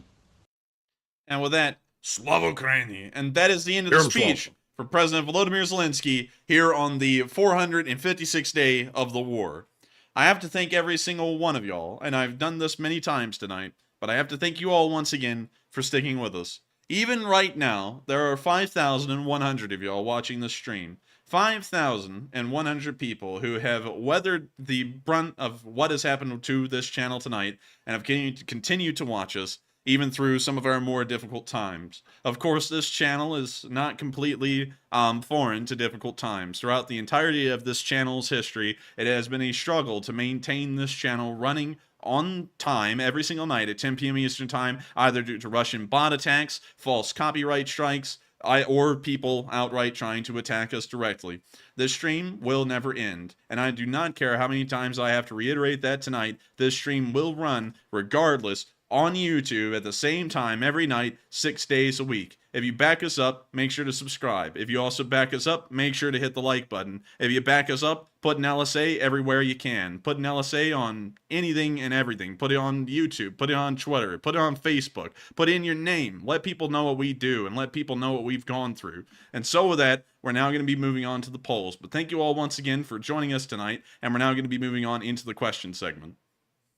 All right. So, with that being said, we are on to our polls while I stall to collect my thoughts. Our very first poll says Russia claims to have foiled Ukraine attacks on nuclear power stations, and arrests have been made, allegedly. And what are your thoughts? Excuse me. 84% said, I don't buy it. It sounds unlikely. 11% said, unsure. 5% said, it sounds likely and possible. And that was our last option. So on this one, I'm all out of sorts because the transition into the segment was kind of weird. But I'll honestly go within the 84%. I personally don't buy it. It sounds like typical Russian propaganda. And I seriously doubt the Ukrainians are trying to blow up nuclear power plants. That would be crazy. And I really doubt that's true. But Enforcer, what say you? That would be truly stupid for the Ukrainians to do, so I doubt it 100%. So I have to agree with the 84% in my 100% belief the Ukrainians wouldn't blow up a nuclear power plant. That would just be asinine. And so with that, I hope that does address that poll fairly well. And with that, we are on to the next one.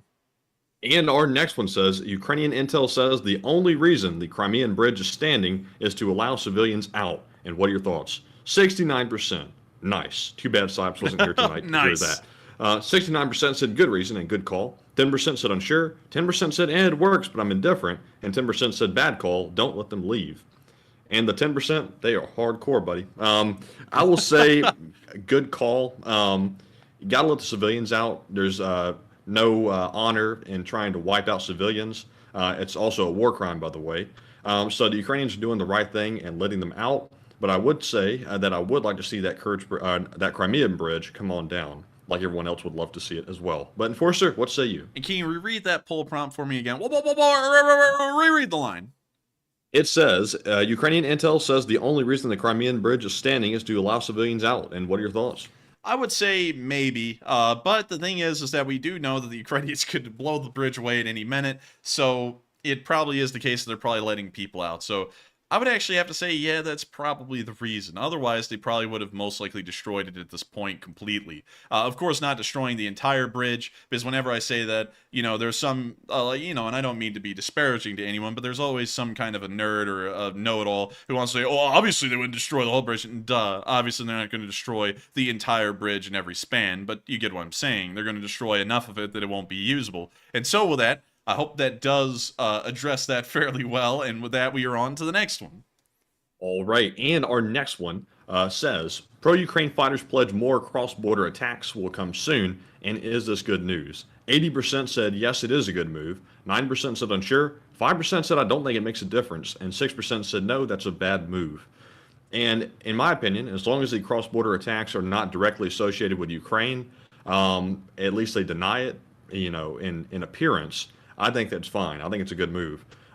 Russia really can't do anything about it in reality unless they start resorting to very extreme measures, which I don't think they'll do.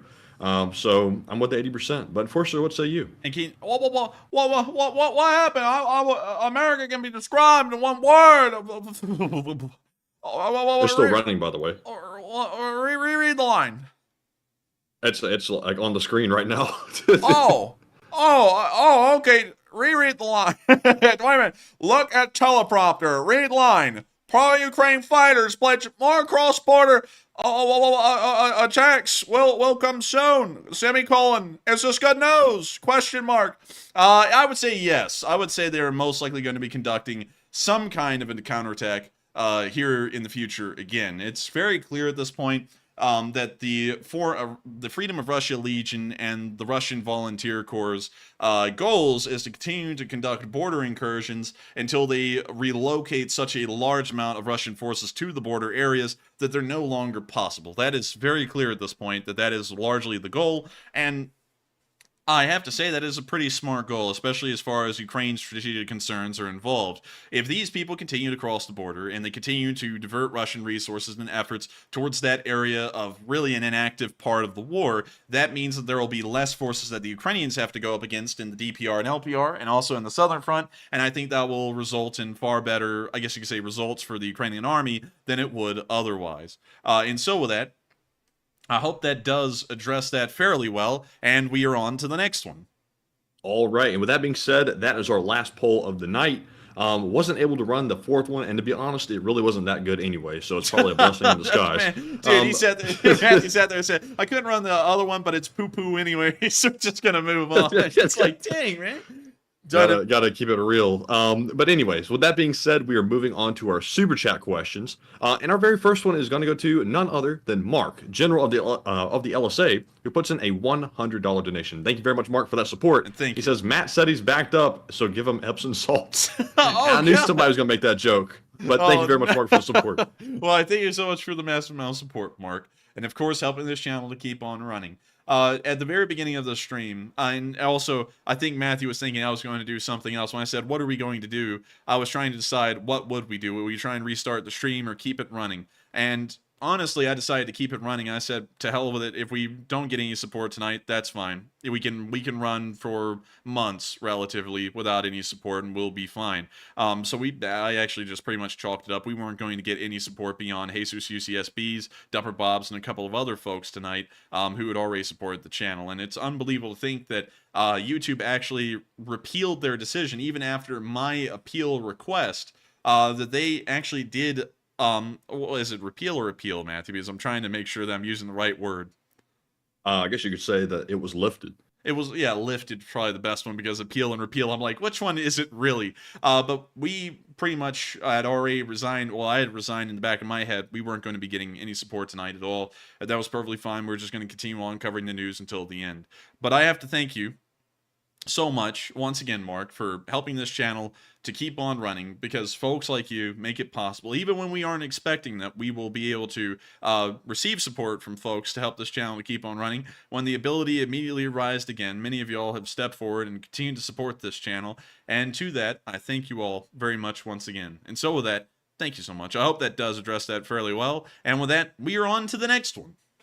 All right, and our next one goes to Truster1, who puts in a $50 super chat, and thank you so much, Truster, for that support. Hey! He says, to the Tort Fund, Hey! and I do love a Pop Tort. We all love a Pop Tort, I gotta tell you. Have you ever put butter on a Pop Tort?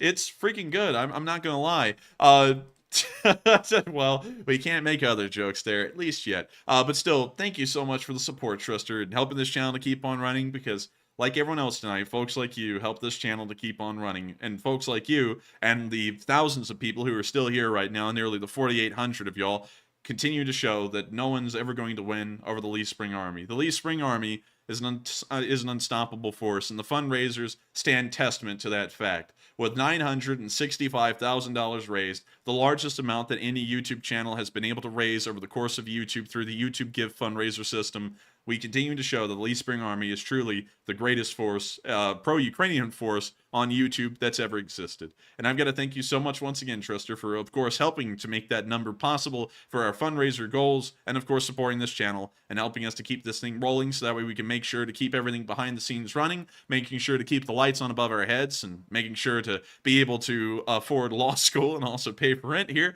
so that way we can keep this thing running. And so with that, thank you so much once again for the support, Truster. I hope that does address that fairly well. And thank you once again for helping this channel to keep on running. And with that, we are on to the next one. All right, and up next, we have a $50 super chat from Muff Bab. And thank you very much for the support. And they said, fight the crazies causing the disruption. And I would agree if we could know exactly who it was. And we will probably have a fairly good idea. Well, we already have a fairly good idea, but of course we can't prove exactly who it is, because YouTube doesn't actually tell us who is filing a report. They just tell us that a report's been filed, and then they act on it if they want to. Other than that, they don't tell us that any report's been filed. But we have a fairly good idea, considering that it is directly during the time of something else. It happened incredibly early. Usually age restrictions, if they ever do happen on our streams, happen after they're live. So that gives us a really good idea, considering it happened within the first 7 to 10 minutes of the stream, that was most likely a deliberate action taken in mass, what's called brigading, by multiple people. And considering that YouTube actually went back and lifted their prior decision even after they went and reviewed their decision, because I put in a appeal request, and they looked at it and then they denied it and then they lifted it anyways, which does show that apparently that age restriction was flagged within the YouTube system, because usually it's an AI that puts down an age restriction, and then someone at YouTube actually looked over what happened, and apparently they saw it was an attempt to brigade our channel and therefore lifted the age restriction. That's what we can largely assume at this moment. Now, of course, we don't know who exactly did that, but there is, of course, other things going on which I can't really talk about because they've entered an arena that isn't really a point of casual discussion at the moment. But I do thank you for the support, Muthbab, and of course helping this channel to keep on running, because folks like you do make this possible and help us to keep on running despite all the odds. And so with that, we are on to the next one. And thank you so much once again for the support, and I hope we addressed that fairly well. And also, I'm sure there's someone out there that helped us out in this issue, because it's very unusual for YouTube to make a decision like that and then reverse their own decision. So whoever you are out there, you know who you are, and thank you very much for your assistance. And moving on to our next super chat, we have a $20 donation from Dieter Pomberger. And thank you very much for that support. And they said, yeah, it works again. And thank you so much for the support. And the super chats did start working again. So of course, if you want to support the channel, there is the ability. I have seen some people saying that it doesn't show up for them. Try and refresh the page. You know, if you want to, try and refresh the page. It may pop up then. If not, I would probably just close out the stream and then hop back on it. That would probably work as well. But it should be working for everyone again, because they lifted the age restriction, which means the stream runs like the normal express train it is, from one point to the other, from the beginning of the news to the end, and then from the beginning of the question segment and until the end, and from the beginning of the war until the very last shot's fired. And so with that, thank you so much once again for the support. I hope that does address that fairly well. And with that, we are on to the next one. All right, and the next one goes to Jose Diaz, who puts in a $20 super chat, and thank you very much, Jose, for that support. He says, glory to the heroes and Slava free Ukraine. And glory to the heroes, and also glory to a free Ukraine, which still remains free to this day. An amazing testament to the bravery of Ukrainian soldiers, and also a proof that American weaponry and Western weaponry as a whole is far superior to anything the Russians have. And so with that, thank you so much once again for the support, and I hope that does address that fairly well. And thank you once again for helping this channel to keep on running. And with that, we are on to the next one. And thank you once again for the support. All right, and the next one goes to Marion Diemert, who puts in a 20 as well. And thank you, Marion, very much for that support. She said, glad you won. And we did. And I think it's always important to, I guess you could say, count our blessings. And that certainly was a blessing, because, of course, as y'all saw, it happened live in the middle of the age restriction. YouTube came back with a negative. They were not going to lift that restriction. And I have to say again, and of course, you know, we can only say this because a lot of people have been providing us information showing this to be the case, but that was most likely a clear attempt to brigade this channel. From what we understand, that has actually been going on for weeks at this point, because a group of largely nefarious people with not so good intentions have been continuously trying to attack this channel and either have us completely removed from YouTube or make it practically impossible for us to run this channel. And that's been going on for practically weeks at this point. And yet we've been able to continue to keep this channel running, and even during the middle of a live stream, we were able to win. And I think it's always important to remember that the Lee Spring Army has never lost a battle so far, and I'm not counting on the Lee Spring Army to lose a battle ever. We've always won our battles, and we'll always keep on winning our own battles outside the war itself. And so with that, thank you so much once again for the support. I hope that does address that fairly well, Marion Diemert. And thank you once again for being an old guard of this channel and helping this thing to keep on running. And so with that, we are on to the next one. And thank you so much once again for the support. All right, and with that being said, we're moving on to our next one, which is an extremely generous $200 super chat from Holy MN. moly. And thank you very much for that very generous support. And they said, not sure how to round it to 200, only give this option, and good luck in Slow Ukraine. And thank you so much for the support, MN, and helping this channel keep on running. That is massive support. And I have to thank you so much for finding this channel that worthwhile and helping us to keep this thing rolling. Because Folks like you do make this possible, and I've got to thank you so much for sending in that support to help us to keep it running, and also it's probably a sign to others that no matter what, the Elite Spring Army is unshakable in its determination to keep this channel running and to also keep sending the fundraisers to the moon. In reality, we're probably only 3 fundraisers away from finally reaching that $1 million goal, and we've had a large amount of stuff planned in the background. We have a special merch drop that is planned probably when we get right within the final amount. Regardless of when it happens, we will most likely be running a live podcast as well, again, kind of like we did on the year anniversary, to send the fundraisers over the top and finally into $1 million. I think it's amazing that we've been able to keep this channel rolling, thanks to folks like you, and I thank folks like you, MN, once again, for being a part of the LSA and helping to push the flag of Ukraine and the uncreated flag of the Elite Spring Army yet, which is still in design processes forward. And so with that, thank you so much once again for the support. I hope that does address that fairly well. And Slava Ukraini. And with that, we are on to the next one. All right, and our next one goes to Sick Lid, who puts in a 20 as well. And thank you very much, Sick Lid, for that support. And he says, LSA! Hey, and LSA! And I have to say, I've got to tell you, nights like these, and especially when we win like that, remind me of why the LSA is the best community on YouTube. And not only that, something is very interesting to me about this entire thing. We got age restricted very early on. We got age restricted within about the first 15 minutes, 10 minutes of the stream, from what I can tell looking at my control room. And yet, although we were age restricted, which means that it's not even getting promoted in YouTube's algorithms, 5,300 people joined us to watch this stream. And when you think about that, that's absolutely amazing that the Elite Spring Army is such a dedicated group of people that even through an age restriction, which means that nobody can even physically see this stream unless if you're looking for it, came onto the stream and watched it. And I think that's absolutely unbelievable and is probably sending a message to many other people that no matter what happens, once again, the Elite Spring Army is an unshakable unit. It's a unit of 120,000 people right now, and it's continuously growing day by day, almost by 100 people per day. And we'll always keep growing. The Elite Spring Army will never stop growing, and it will not stop growing probably until the very end of this war. And so with that, thank you so much once again for support. I hope that does address that fairly well. And with that, we are on to the next one. And thank you once again for helping this channel to keep on running. All right, and big thanks to you as well. And the next one goes to Blue Flam 777, who puts in a $20 donation. And thank you very much, Blue Flam, for that support. He said, LSA, buy yourself a coffee and a donut. And question goes to the chat. And LSA will be making sure to get a donut and a coffee. And I got to say, I've got to be honest with you, I could go for... well, I won't say that. But still, thank you so much for the support. And we will make sure to help this channel. And thank you so much for supporting us and helping this channel to keep on running. And we will be making sure to get to a live chat as well. And so with that, what do we got?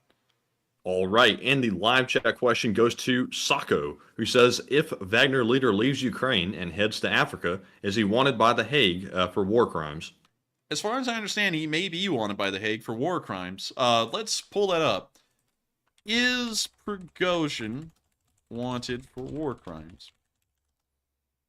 Let's see. Prigozhin was added by the list by the FBI, but let's see here. Sadly, he's not in America, so that would be kind of hard to arrest him with the FBI. Let's see. EU court has overturned a bid by Prigozhin to, I guess you could say, lift his sanctions. But it doesn't appear that he has been directly listed by The Hague as a war criminal yet. Oh, by the way, I forgot to mention, the ICC, the International Crime Court, also lists him as a war criminal, but it appears that The Hague has not directly listed him as a war criminal yet. So, unfortunately, he won't be brought to The Hague anytime soon because it appears that they have not tried to accuse him of any kind of crime yet. Although That's shocking. And although he has clearly been the head of a unit that has committed numerous war crimes in Ukraine, killed countless citizens, has killed countless soldiers mercilessly once they've surrendered, many other stories like that. Somehow he has not made it onto The Hague's list, at least as far as we could tell right there. And so with that, I would have to say he wouldn't be, at least at this moment. And so with that, I hope that answers that fairly well. Thank you so much once again for sponsoring that live chat. And with that, we are on to the next one. And thank you once again for helping this channel to keep on running. Yes, indeed. And up next, we have a $20 super chat from Al Capone, who says, great job, guys. And thank you so And much. thank you, Al. And thank you so much, Snorky, for the support and helping this channel to keep on running. Because folks like you are the kind of people Snorky. Yeah, because that's Al Capone's nickname is Snorky. Oh, okay. Let me retract my other statement. Snorky? Who you Retract calling? it, baby. Who you calling Snorky? I'm calling you Snorky. Oh, you talking to me? But anyways, I got to thank you so much for the support, Al Capone, and helping this channel to keep on running. Because folks like you make this thing possible. And I've seen you many times in the live chat. Of course, just conversating with everyone in the Lee Spring Army, and of course, just making sure to chit chat. And I've got to thank you so much once again for always being with us as we cover this news and also supporting this channel to help us to keep this thing running. And so with that, I hope that does address that fairly well. Thank you so much once again for the support, Al Capone. And with that, we are on to the next one. All right, and our next one goes to Squamous Tarkus, who puts in a $20 donation. And thank you very much, Squamous, for that support. They said, so glad YouTube did the right thing, and Woo Pig Sui. And thank you so much for the support, Squamous Tarkus and Woo Pig Sui. And I'd also have to agree, I'm very happy to know that YouTube does pay attention, and they actually do lift wrongful age restrictions. And, you know, it's always funny to me, Matthew. It never really works out for anyone. It hasn't, as far as I can tell, worked out for anyone who's tried to go out of their way to attack this channel so far. Even when we got the copyright strikes, YouTube even looked at those and decided that they were both wrongfully placed and allowed us to stream before the, I guess you could say, what was it? The punishment time was even over. They allowed us to go back on air 2 days after the copyright strikes had been wrongfully filed. And YouTube has been keeping an eye out. And of course, you know, YouTube, of course, can't keep an eye out when the AI does something, which is what happened when we originally got age restricted. But it is good to know that folks at the YouTube headquarters are keeping an eye on things that appear to be suspicious and wrongfully done, and make sure to lift those decisions as soon as they are able to catch eye of them. And I would like to take a moment, just in case if there are any employees at YouTube that are watching this stream, to thank y'all for keeping an eye out for wrongdoings like that, and making sure to reverse them as soon as y'all see them, because the response time there was actually far quicker than I thought it would be. I thought we would probably get a decision on that after the stream had even aired. It appears that someone looked it over and then rejected the request to have it lifted, and then immediately went and got a supervisor or someone else, and then they went and lifted it anyways. And or a large amount of y'all made a stink about it very quickly, and then it was brought to their attention, and then they lifted it. And I've got to say that was a great response time by YouTube. It's great to know that folks who nefariously use the report system wrongfully do not win, and it's also good to know that this channel will not have to probably go through that again, at least here in the future. And so with that, I hope that does address that fairly well. And also BattleBard said it's not AI, it's a tally system. No, actually, it is AI. AI goes through and actually age restricts the videos to explain how the YouTube punishment system works for some of y'all, because I can see some of y'all may or may not really know exactly how it works. Whenever there is a report made on a YouTube video, that usually is looked over by an AI, and the AI has processed a large amount of information over its lifetime and kind of decides what is and isn't within the guidelines. It then makes a decision, and the YouTuber in question who may have been punished by the AI can then appeal that decision. When that decision is appealed, usually someone at YouTube actually looks at what the AI flagged and then decides whether the AI was correct or not. Usually, whenever a copyright strike happens or a community guideline strike happens, well, to explain the two, because they're very different processes. With a copyright strike, the copyright holder, or at least the alleged copyright holder, can file a legal takedown request with YouTube saying that if they do not take that down, they're going to be taking legal action against YouTube.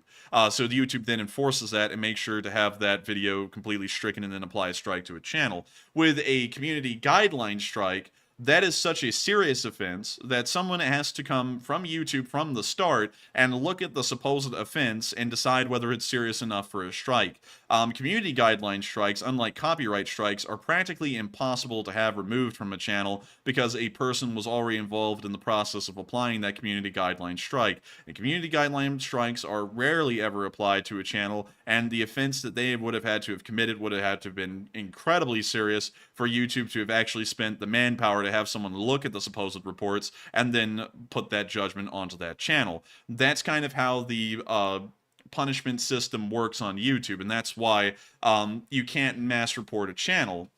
Or at least if you do mass report a channel, like what probably happened tonight, the YouTube algorithm kind of flags that, and it kind of gets put on a priority list for a real person to look at to see if that was an abuse of the system. Because if, in case y'all don't know, and not to rabbit hole on this, but brigading is a serious thing on the internet, especially on YouTube, from certain people who dislike someone, and they make that very clear to their viewers, wherever they may be. It may not even originate on YouTube. So, for the most part, that usually originates on a Discord. And then those viewers climb back into YouTube, and then they come to the channel in question and try and dislike bomb it or mass report it to try and have it taken off of YouTube.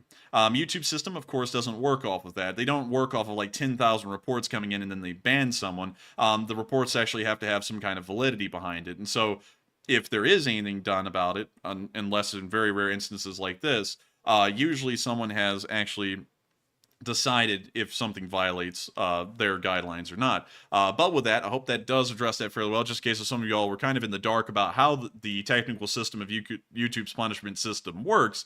And with that, we are on to the next one. But thank you once again for support and helping this channel to keep on running. All right, and up next, wow. Up next, we have a $20 super chat from Cindy Mitchell. And thank you very much, Cindy, for that support. She says, from Tucker and I, he is proud to be LSA. And of course, we are very proud that Tucker and yourself, Cindy, are LSA. And I'm also proud to be LSA myself.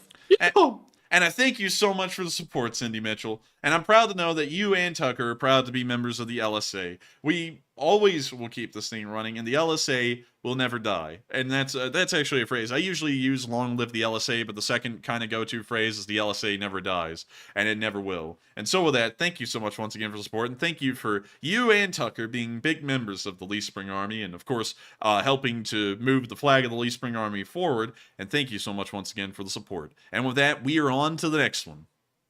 And also, by the way, I'm not going to get deep into this again because I think we probably should move on. But I will say, I see multiple people saying that they have a couple of names of individuals who apparently called for unjust actions against our channel. And if you do have those names, please reach out to us on Twitter. And if you have a picture, that's even better, because we are not going to take kindly to that from this point forward, to say the least. But with that being said, we're moving on to our next super chat, which goes to Confarelli, who puts in a $20 super chat. And thank you very much, Confarelli, for that support. And it's good to see you once again. He says, first victory, saddle up, boys, winter is coming. And take a live chat, please, and Slava Ukraine. And it's my boy, Confarelli. And I got to thank you so much for the support, Confarelli. And of course, helping this channel to keep on running. And it's the first victory of a long line of victories, and it won't be the final victory that this channel has.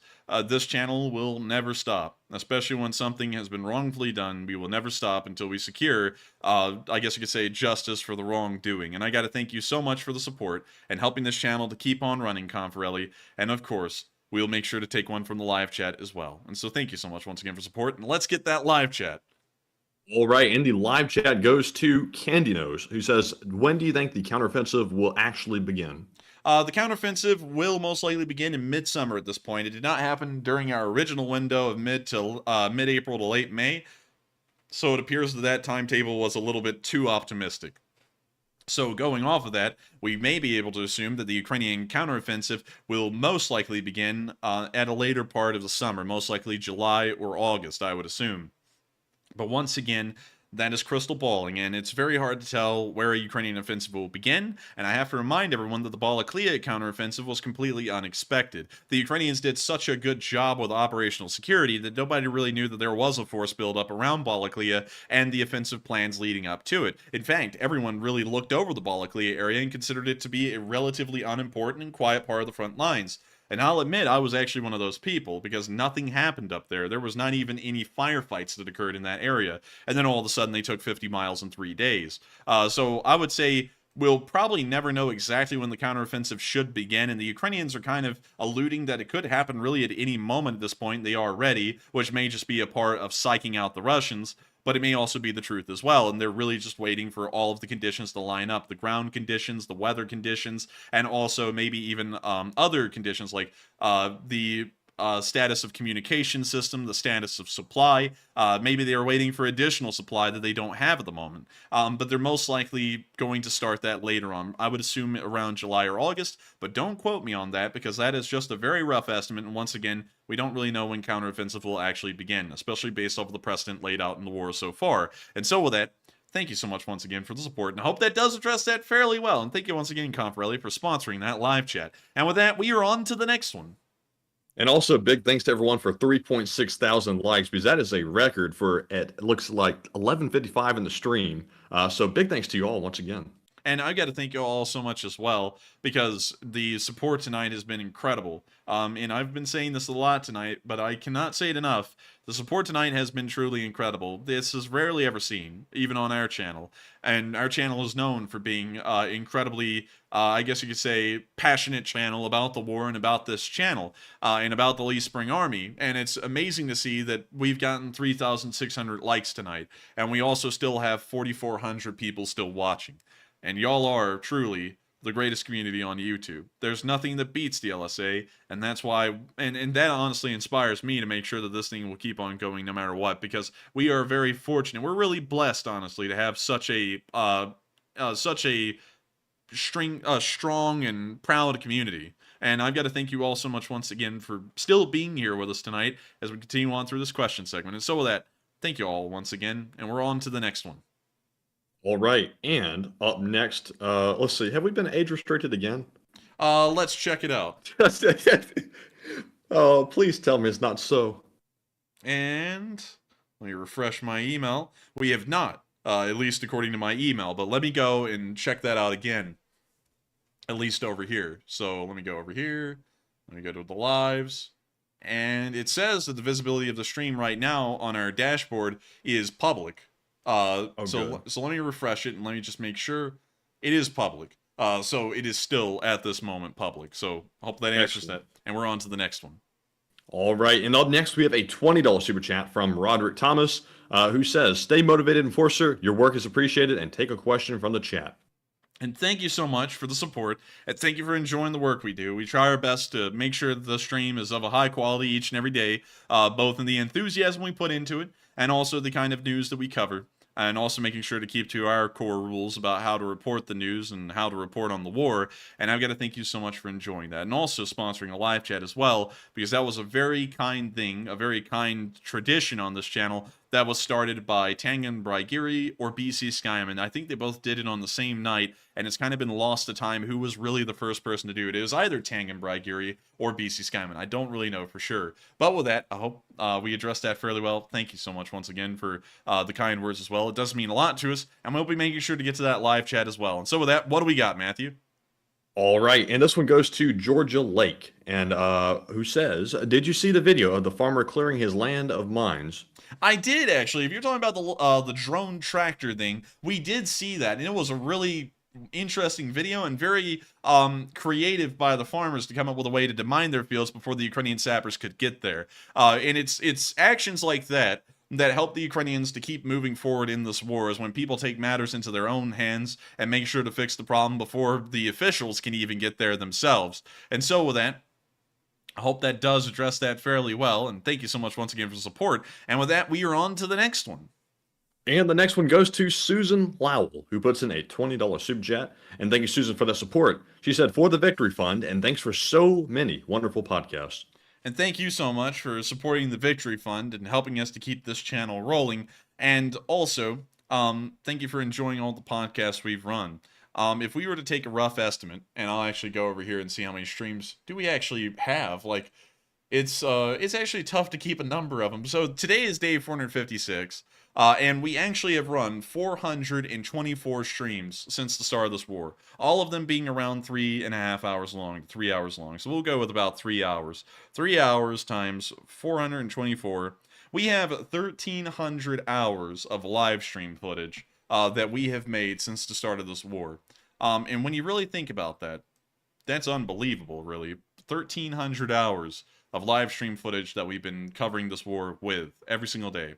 And I've got to thank you so much for enjoying that, and thank you for enjoying the 1,300 hours of work we put into this live, and about the equal amount of work, 1,300 to even 1,600 hours behind the scenes that I've put into individually. Matthew's hours, I don't even know what those would be. They would be pretty close to mine, but we put in multiple thousands of hours behind the scenes, making sure that this stream is ready to go every single night at 10 p.m. Eastern Time, and helping this stream to keep on being in the same format it's been in since the very start of this war. And so with that, thank you so much once again for the support. I hope that does address that fairly well, and thank you so much for enjoying the efforts that we put into running the stream so far. And so with that, we'll be making sure, if I'm correct, to get to a live chat. And yes, we will. And the live chat question goes to Arnie Whitey T, He says, do you think that Bakhmut will get quickly retaken now that Wagner left and the flanks are collapsing? The flanks appear to have actually been fortified, at least as far as the past 24 hours have gone, but that could be a relatively fleeting change, considering that Russian forces don't stay cohesive for very long once they're introduced to the front lines. So it may be that we'll see that they continue to sweep around the flanks. It appears that even according to Deep State, although we've been able to confirm that the Ukrainians have been able to make it to Klishchiivka, Deep State is once again not confirming that. They probably will continue to sweep around the flanks, and if that is the case, we'll probably see the regular Russian forces in Bakhmut start to retreat out of there to avoid encirclement. Because it doesn't really matter if the Ukrainians fight through house to house, street to street, and retake Bakhmut itself, because if the Russians are starving to death in there because there's no supplies getting to them, that pretty much determines the fate of the city as is. So I would say that they will probably sweep around the flanks and continue to retake Bakhmut, but at the moment it doesn't appear that that will be an immediate action, at least within the next week or two. And so with that, I hope that does address that question to Arnie Yunt, who is truly an old guard of this channel, and I thank you so much for throwing in a really good question there, and also thank you so much once again for sponsoring that live chat and allowing us to answer that. And so with that, we are on to the next one, and thank you once again. All right, and up next we have a $20 super chat from PFC and IT Army of Ukraine. And thank you very much for that support. They said, thanks for keeping up the positive energy. You're always there for us. And one request, could we get the latest live chats on your main page? And thanks again. Love Ukraine. And cheers from the IT Army of Ukraine. And thank you so much for the support from the IT Army of Ukraine. And I don't know if we could get the live chats on the main page. I don't really know how we would do that. And if you're talking about like the mainstream, I would kind of like to avoid doing that a little bit because it does clutter up the screen and it may hide some of the video clips that we show, or at least parts of them. I also think that kind of, just in my personal opinion of taste, I think it looks tacky. So I would probably avoid doing something like that on the stream, and I also don't know how we would put that on the main page of the YouTube, sadly. But to answer the rest of that question, I do thank you so much for enjoying this channel and helping us to keep this thing running. Because we've tried our best up to this point. We'll continue to try our best even beyond this, and we'll continue to try and push the bounds of what we can really do on this channel. And we've been doing this for an unbelievable amount of time, 456 days, 6 days a week. There's never been an altering to that schedule, and I don't think there is a single channel out there at this point that has kept to such a routine and a schedule as this one. And I really do think that that is a shining point and a shining, I guess you could say, example that this channel has, that we have never gone out of our way to deliberately change our schedule or mix it up or just try and change it around. The only change we ever made to this stream schedule was around the 30th day of the war. We went from streaming this thing 7 days a week to 6 days a week, and that's the only scheduled change we've ever made to the channel's run times. And I gotta thank you so much for enjoying this channel and of course supporting us so that way we can keep this thing running, because folks like you do make it possible. And so with that, we are on to the next one, and thank you so much once again for helping this channel to keep on rolling. And I got to say that I'm really glad we keep it consistent, because that Monday off that we have always screws me up. It takes me like a good, probably all day on Tuesday to get back into the rhythm of doing the stream, and then I'm good for the rest of the week. But if it wasn't consistent, I imagine our quality would probably be a lot worse. And I would imagine that too. And also, I feel like being inconsistent is very disrespectful to the people who count on this channel for news, to just sit there and throw out news on a whim, or to just start changing scheduled times. It is a war going on, and there are people who watch this stream. There's not a massive amount of them. Most of y'all are from Western countries like the United States and the European countries, but there are some people who have been on our Twitter and have been on our streams and have heard things here before they even heard elsewhere. We've actually been told by some Ukrainians that the alerts that Matthew put out on the Twitter about an incoming missile attack in Ukraine helped them to get to a bomb shelter before the missiles actually even entered the airspace of their oblast.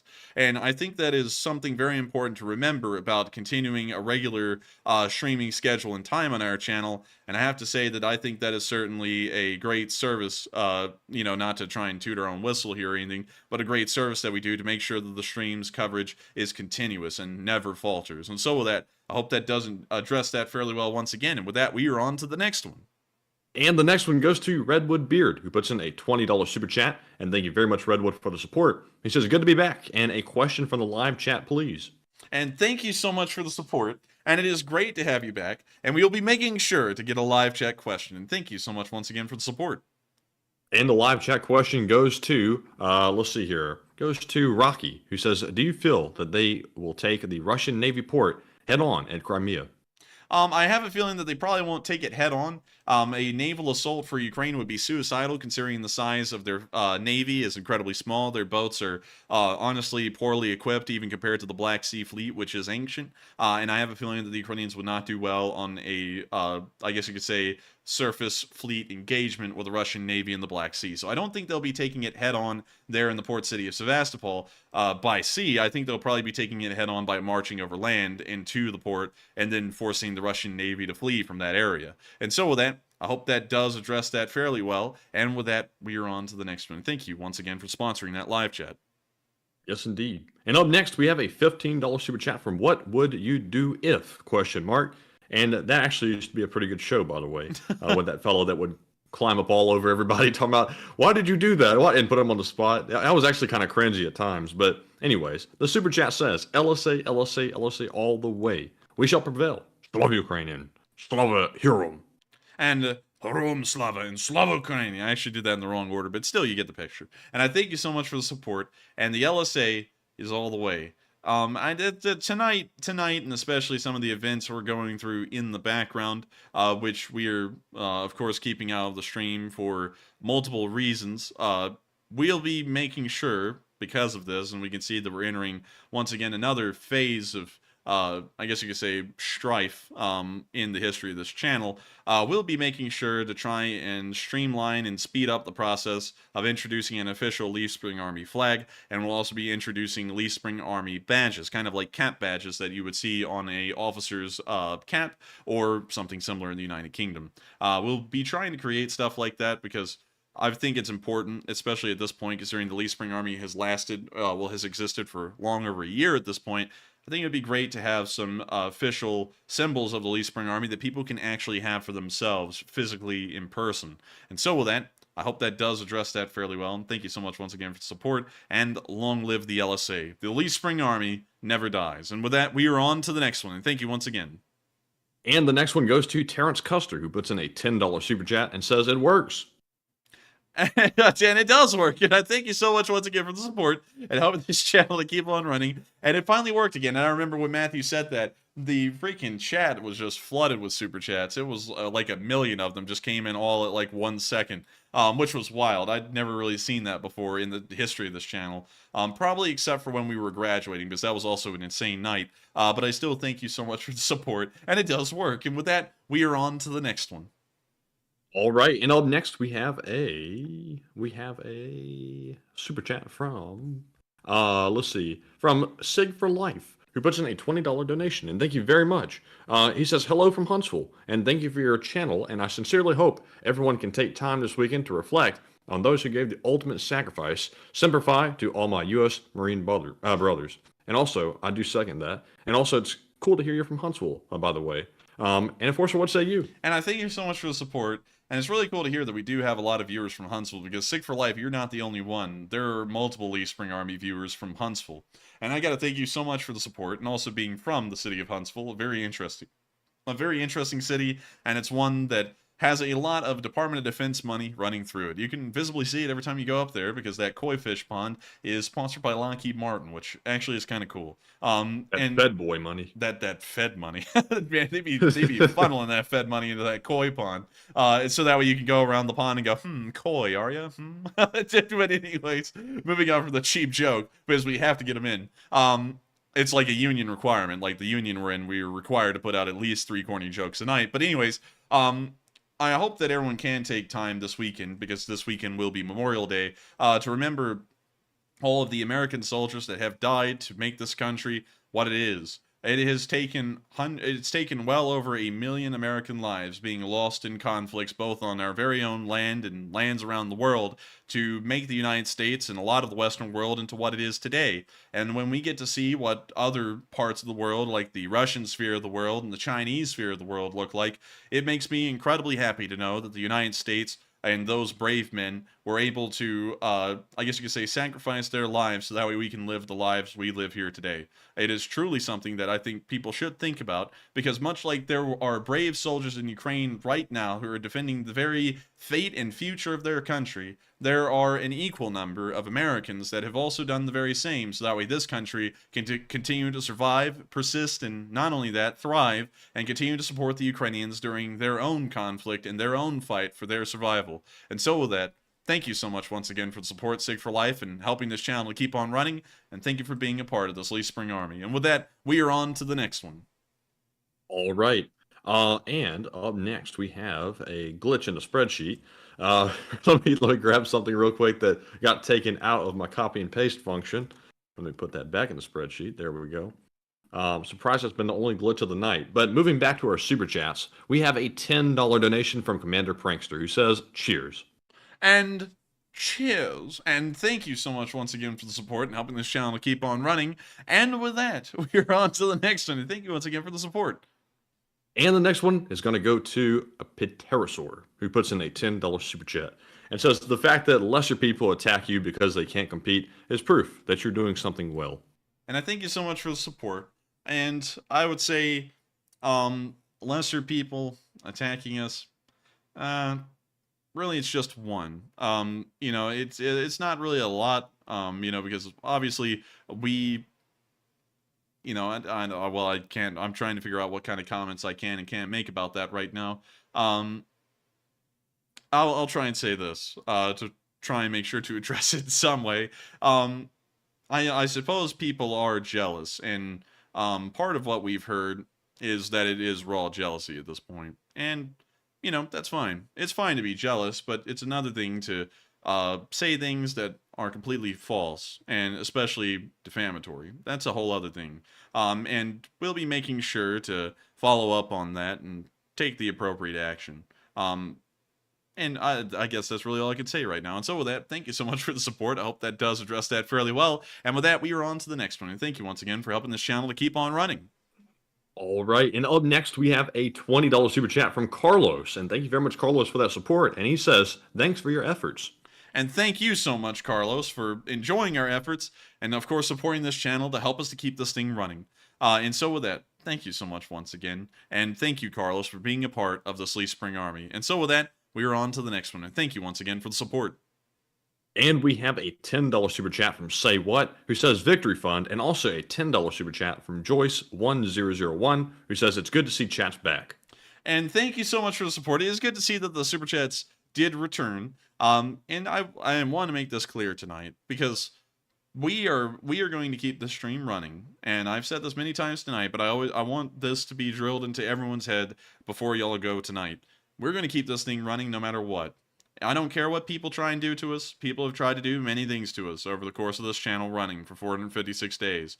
It does not matter. This stream will run, regardless whether we can get super chat support, which is our only way to support this channel, or not. This thing will keep going. If we get age restricted every single night, then so be it. I'm sure that YouTube, of course, will always come down and see that the system is, of course, being abused and immediately lift the decision as soon as someone gets to look at it, much like they did tonight. And it's showing that no matter what, these people cannot win. Because probably the goal of these people tonight was to sit there and try and curb our viewership and also go, heh, if he can't be supported, he'll probably quit. We're not quitting. I'm not quitting. I don't quit in the face of people who try and face us down and act like they're going to bully us off of our own realm. We were one of the first people on YouTube that started to cover this war. We precede nearly everyone else in the war coverage. I was here within the first hour of the first missile exploding. And I'm not going to leave.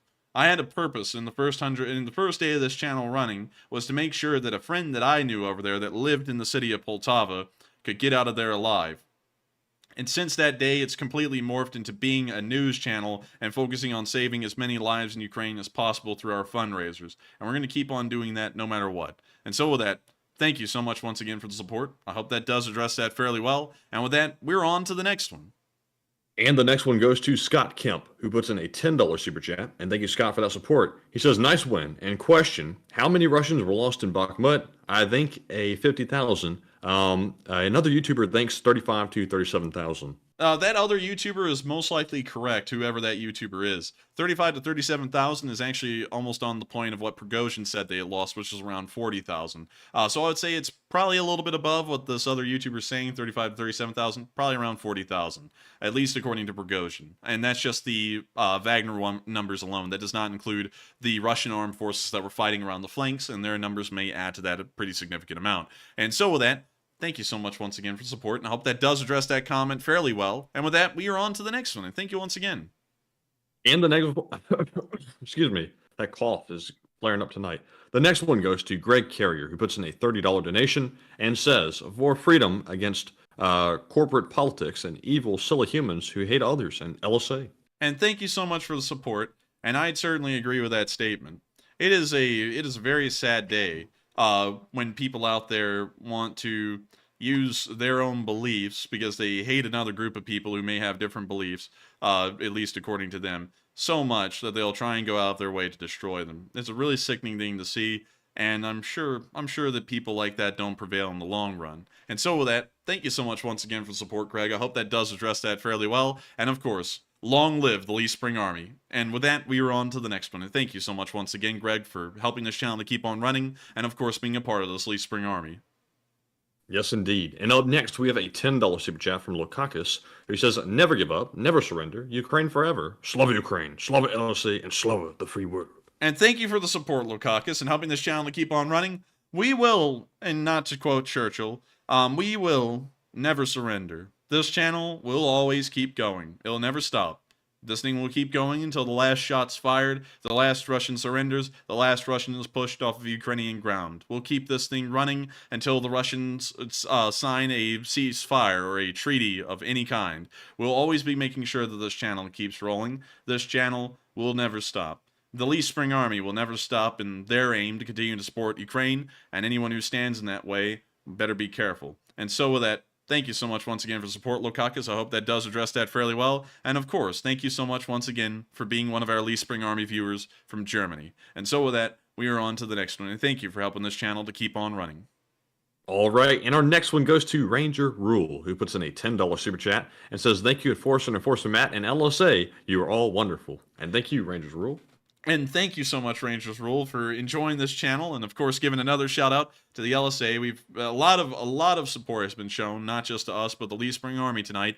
And the Lee Spring Army is truly the moving mechanism behind this channel that makes everything possible. Y'all have made the fundraisers possible. Y'all make us running this channel possible. Y'all make it possible for more people to know about what we're doing here and what we run these streams for. And I got to thank y'all so much once again for being the most impressive and most amazing community on YouTube. Of course, a little biased. I'm kind of, in charge of the LSA, so it's kind of like giving an award to our own community, but I think this community certainly deserves it. And so with that, thank you so much once again. I hope that does address that fairly well. And with that, we're on to the next one.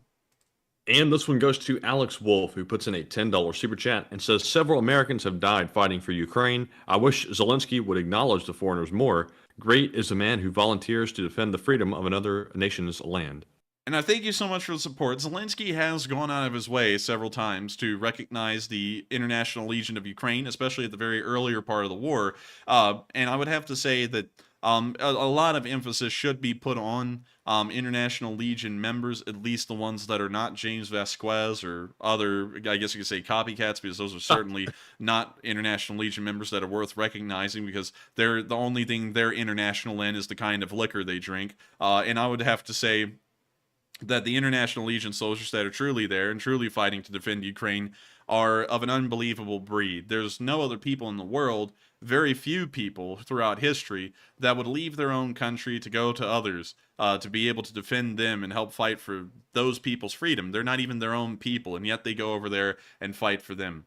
There was actually an example of Americans doing that in the Second World War before the U.S. got directly involved, and that was the Eagle Squadron in the United Kingdom. A group of American volunteers actually took the perilous journey from the United States to the United Kingdom in 1939 to 1940 and actually participated participated in the Battle of Britain and were one of Britain's most successful squadrons in shooting down enemy fighters, which is very interesting because a lot of the units that were made up of foreigners for the United Kingdom, like the American Eagle Squadron and the Polish 303 Squadron, were some of Britain's most decorated and most successful air units that were involved in the war, and very similar to what we see right now with the International Legion fighting in Ukraine. People from around the world that really have no association with that country whatsoever, but making sure to defend them because they believe in what is right. And so with that, thank you so much once again. I hope that does address that fairly well. And with that, we are on to the next one.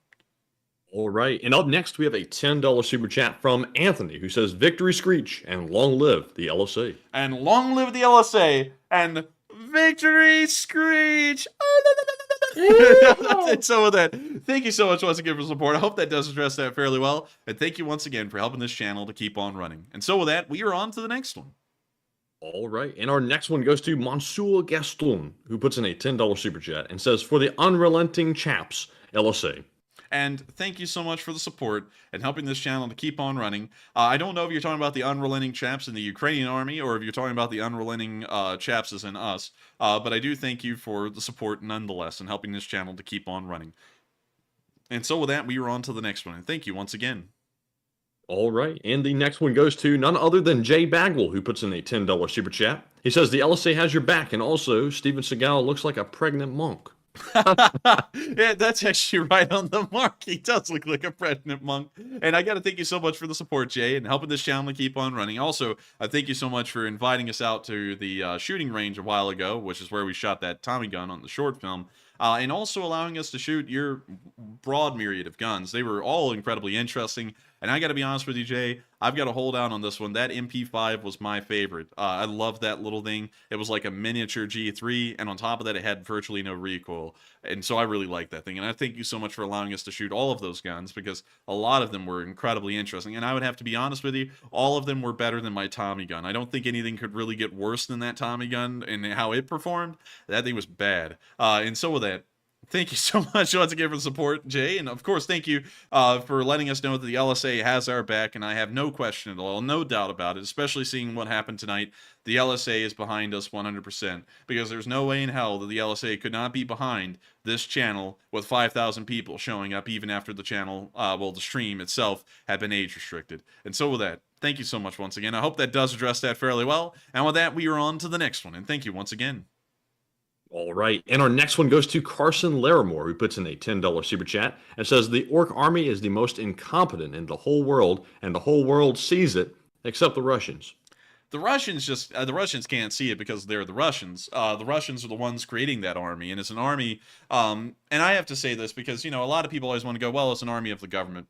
I would actually argue that it is an army of the people, because the Russian army numbered in a little over 1 million before this war, and that's 1 million citizens of the Russian Federation. That is about like 1% of their population, actually, that's a part of their armed forces. And out of that 1%, there's not a single, from what we can tell, there must be incredibly few, non-corrupt, competent soldier in the Russian army. You would think that there would be someone in there somewhere that would have actually taken the care to become a competent soldier, or to even be a non-corrupt individual trying to steal out of his unit, yet we have not seen that. And I have to say that the Russians probably don't see that their army is the most incompetent, because they are the army for the large part. And so with that, thank you so much once again for the support. I hope that does address that fairly well. And with that, we are on to the next one.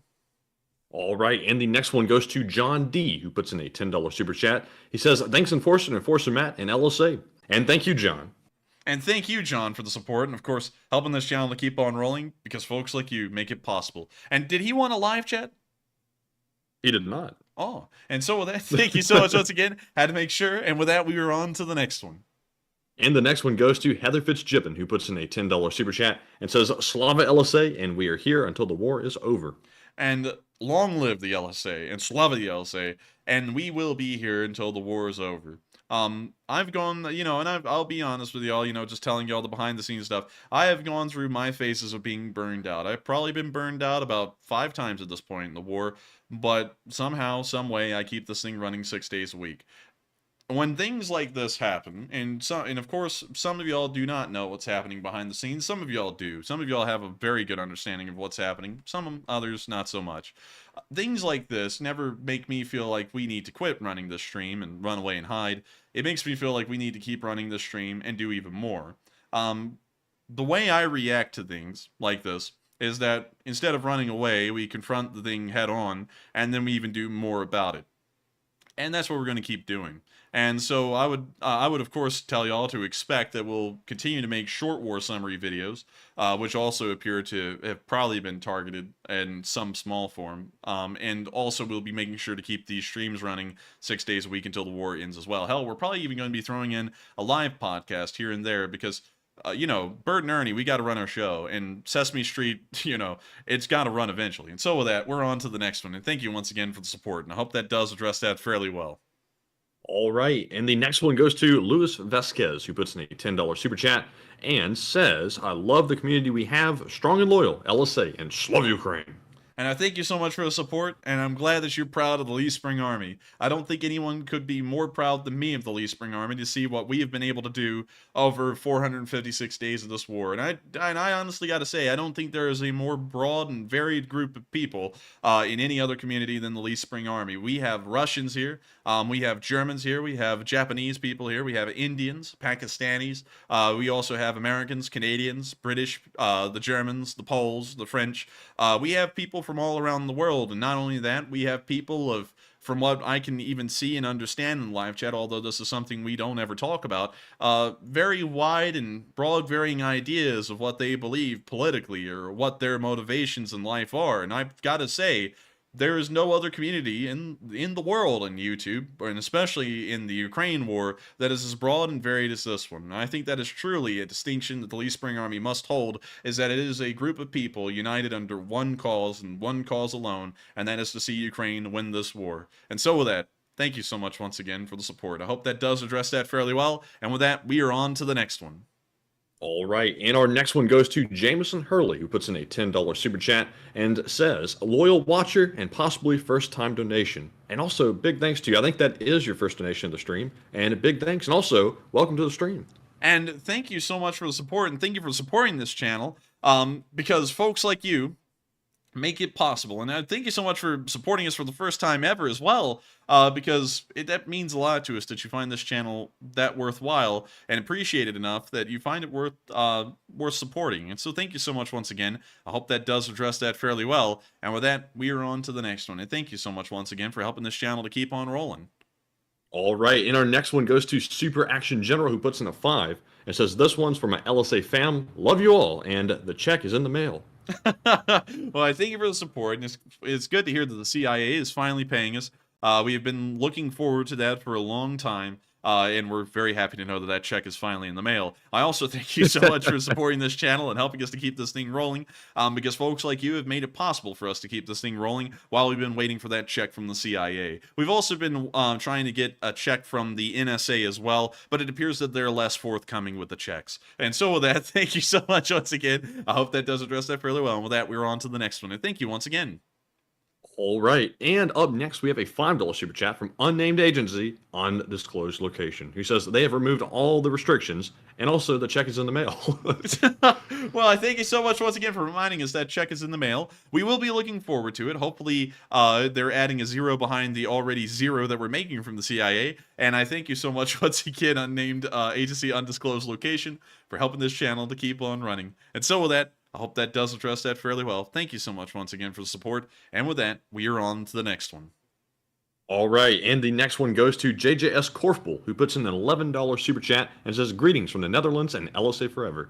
And hello to the Netherlands and LSA forever. And thank you so much once again, JJS Korfbal, for the support. And of course, I can't forget our Dutch viewers either, because there is a lot of viewers that come from the Netherlands. And the Netherlands is a really neat and very beautiful country with a lot of neat people in it who also support Ukraine, much like all the other people here who are part of the Lee Spring Army and watch this stream nightly. And so thank you so much once again. I hope that does address that fairly well. And I believe, and I hope I'm not getting this wrong, I feel like you were the viewer from Naarden. I feel like I might be incorrect on that, so correct me if I'm wrong. But I think you are the viewer from Naarden, the little fort city in the middle of Bussum. And I gotta tell you, man, that town is absolutely Bussum. And so with that, we're on to the next one. And thank you once again.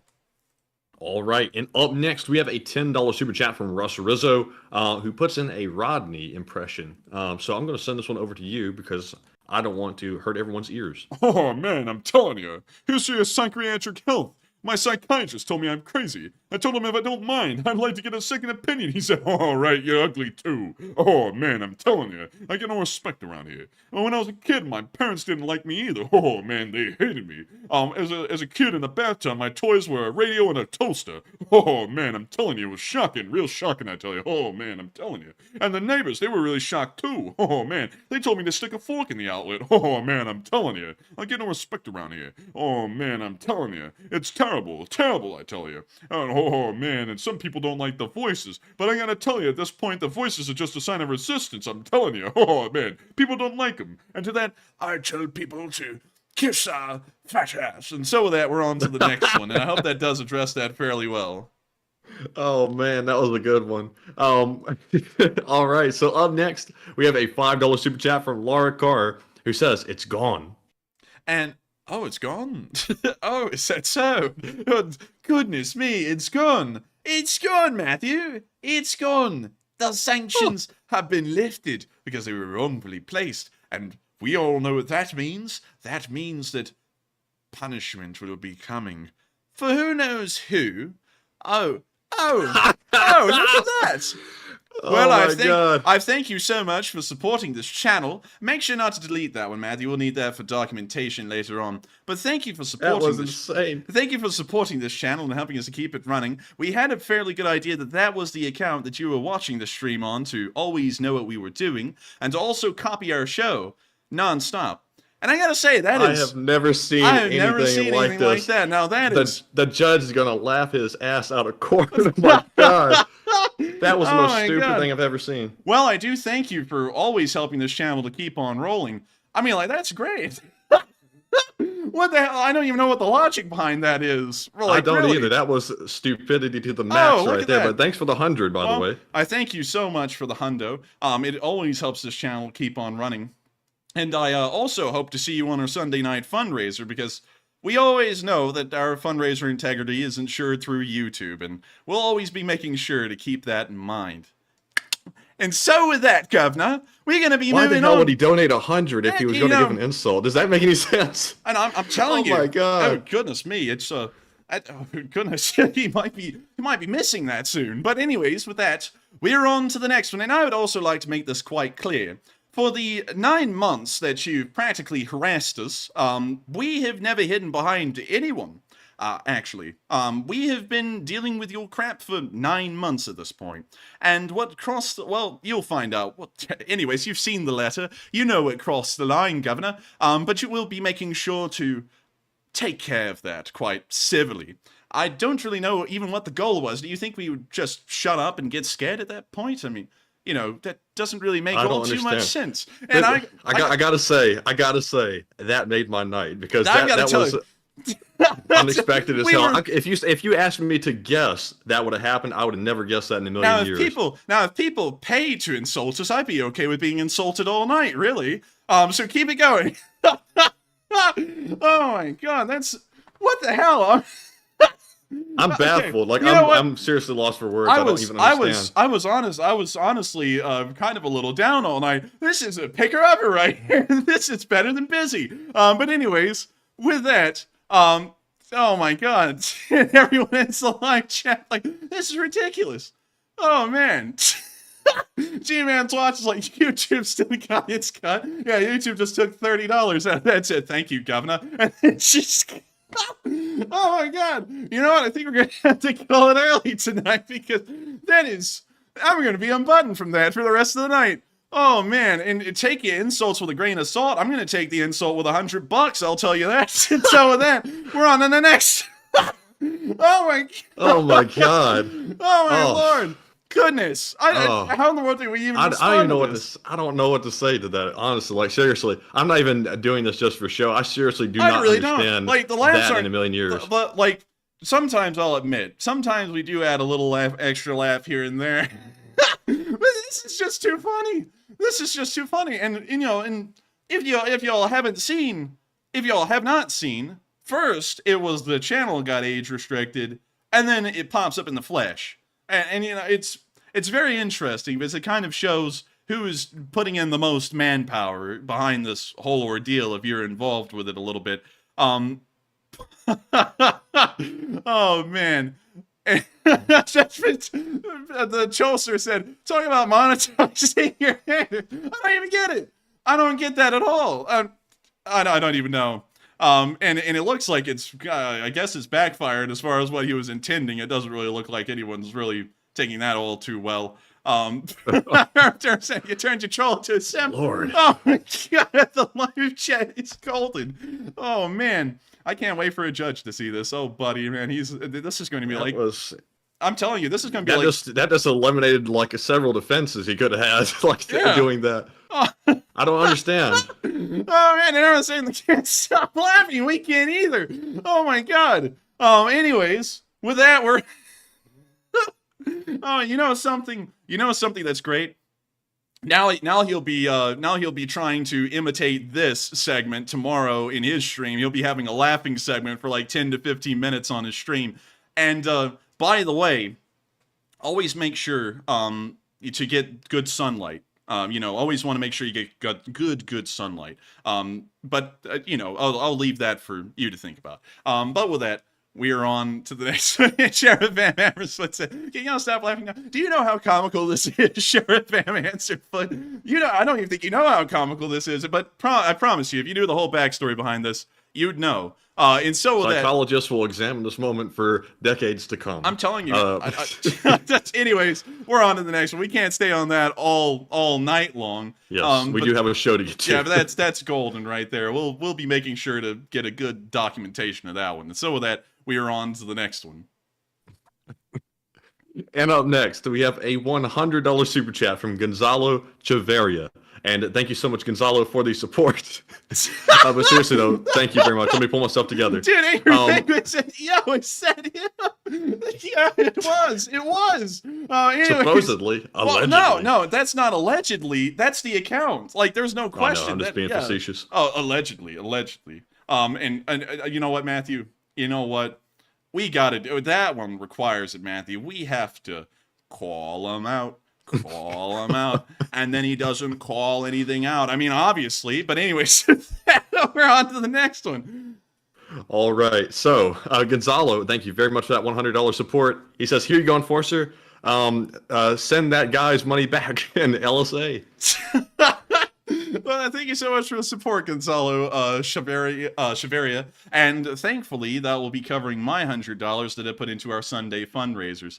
And so with that, thank you so much once again for the support, Gonzalo, and of course, helping this channel to keep on running. And it appears that everyone in the world wants the Leaf Spring Army and the Enforcer channel to keep on running, and we're always greatly appreciative to everyone who supports this channel and helps it to keep on running. Even people we wouldn't expect. And so with that, thank you so much once again for the support. I hope that does address that fairly well. And with that, we're on to the next one. And I know that I've said this so many times tonight, but I feel like this is a special occasion. We do have a special guest that has probably been here every single night since we've been running. Make sure to put an LSA in the chat. Just a nice, big all caps LSA. That's all. You just have to spam it. And so with that, thank you so much once again. I hope that does address that fairly well. And with that, we are on to the next one. And thank you once again for the support and helping this channel to keep on running. All right. And also, Enforcer, please check your text messages, by the way. And let me know what you think about that suggestion.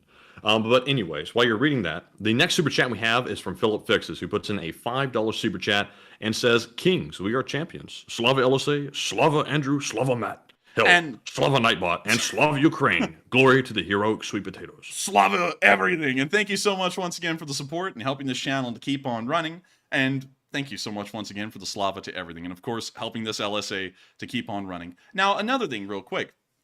Another quick thing I'd like to say is that Matthew sent me an idea, and actually I kind of covered this a second ago, but we'll be making sure to cover this for all of y'all to know. The $100 that we just got from the YouTuber in question that has been harassing us for 9 months will be donated this Sunday to the Sunday fundraiser. It'll be added on top of my $100, and we won't even be deducting the amount that YouTube takes out of it. I do not receive money from people who claim that we are running slush funds through YouTube Give.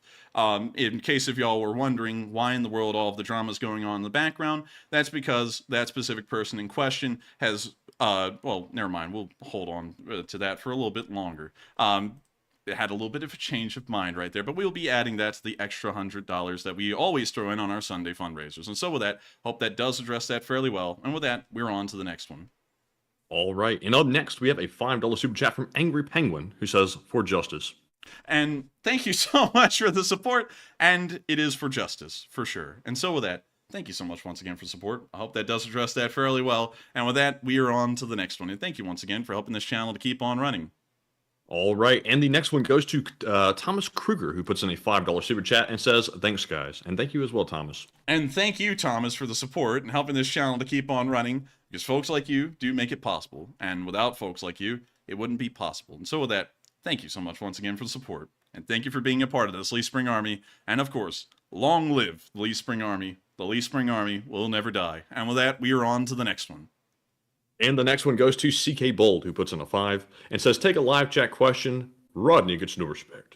Oh man, I'm telling you, I get no respect around here. I'm telling you, I get so little respect, even my haters come in here and support me. Oh man, I'm telling you. But we'll be making sure to get a live chat. And so with that, what do we got, Matthew? All right. And the live chat question is going to go to, let's see here. It's going to go to S. Carnley, who says, "What is happening in the southern part of Ukraine where Russia demolished Mariupol and that area, the nuclear power plant?" Well, at the moment, we haven't heard anything additional about the nuclear power plant, at least as far as safety concerns go. It appears that the power plant is in a precarious position, but it has not gone into any critical state, at least as far as the moment. On top of that, we also always hear, I haven't heard about this recently, so I may be wrong on this, but I don't think there's any shelling going on around the plant, but occasionally there is the occasional shelling that happens every once in a while. And I hope that does address that fairly well. Also, Matthew, we just got an interesting little comment from Astral there, and you might want to follow through on that one. And follow through on what? Like, what do you mean? Well, we might want to go and see if that is true or not. We can do that after stream. Okay, all right. And so with that, I hope that does address that fairly well. Thank you so much once again for support. And with that, we are on to the next one. And thank you once again for helping this channel to keep on running.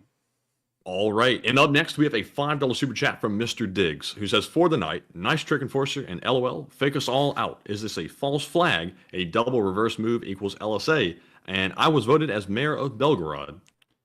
What? I don't even know how to take that one. Let's see how I'm going to try and answer some of it. For some reason, I'm not really understanding it. I would say, I'm trying to think. Reread that again, so that way I can try and like figure it out. It says, "For the night, nice trick enforcer. Fake us all out. Is this a false flag? A double reverse move equals LSA." I don't really know what would be a false flag or a double reverse move tonight. I haven't really seen anything. But with that, I thank you so much once again for the support. I hope that does address that fairly well. And with that, we're on to the next one. And thank you once again for the support. All right. And the next one goes to Chris Cooper, who puts in a 5 and says, "Victory for the LSA and chat question, please. And thank you for all you guys do." And victory will always be for the LSA, and we'll always keep this thing running.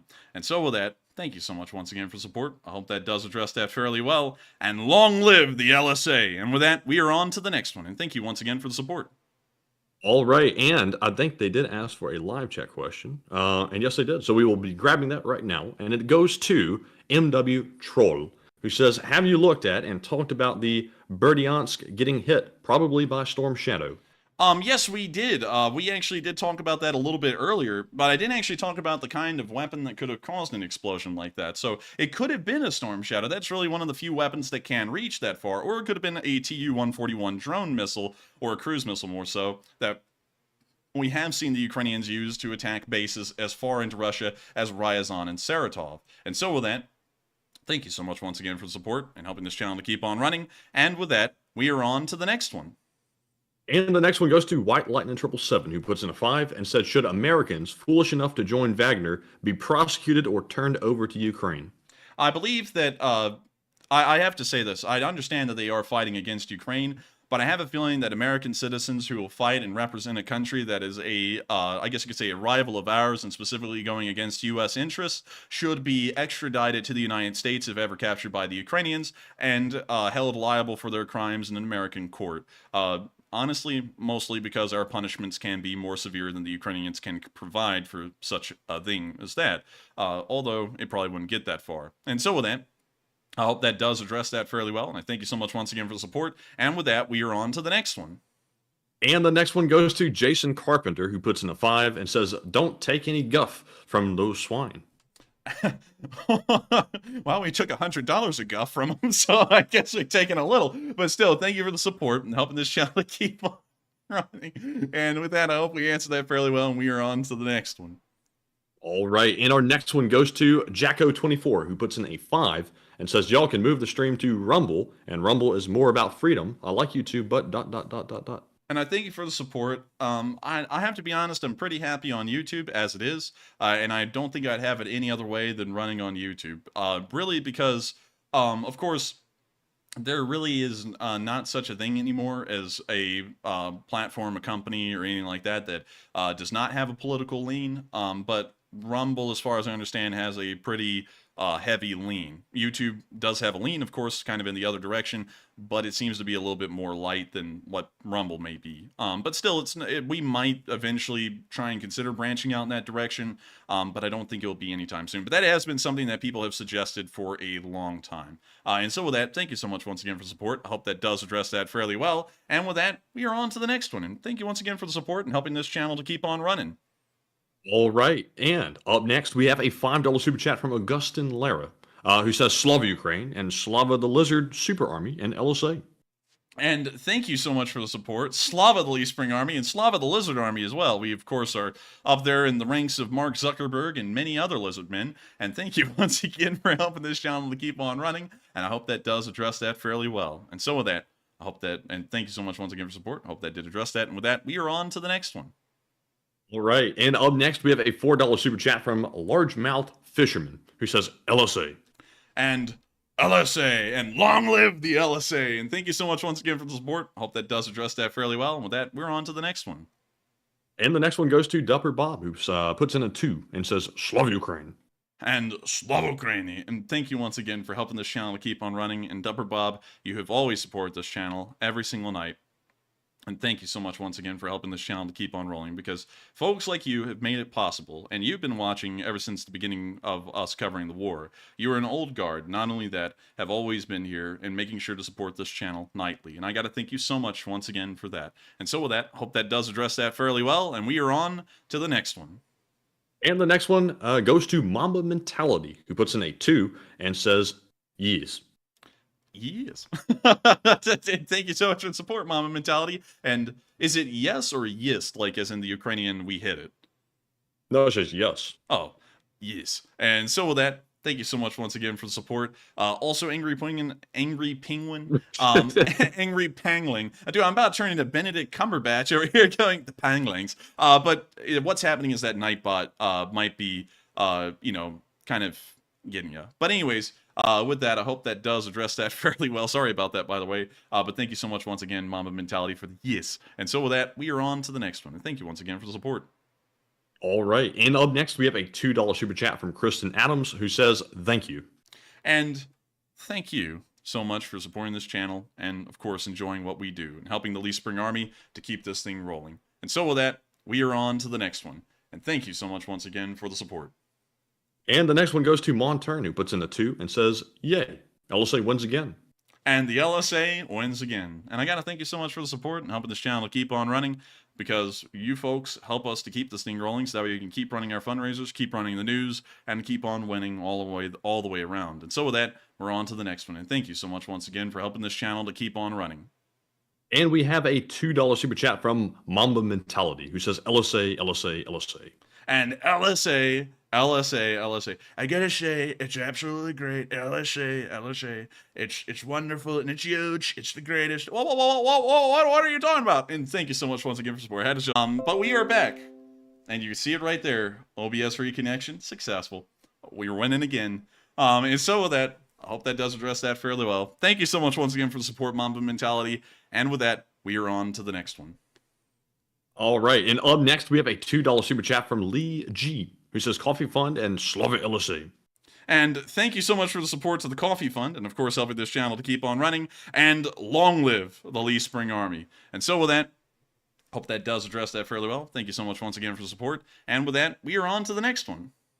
And the next one goes to Paul Plonsky, who puts in a 2 and says LSA. And LSA, long live the LSA, and the LSA never dies. And thank you once again for the support. Hope that does address that fairly well. And with that, we are on to the next one. And thank you for helping this channel to keep on running. All right. And we're not going to cover this any further, but you're going to get a kick out of something else that happened later, Enforcer. But, we'll get to it. I'm already getting a pretty good picture of what people are saying is happening in the live chat.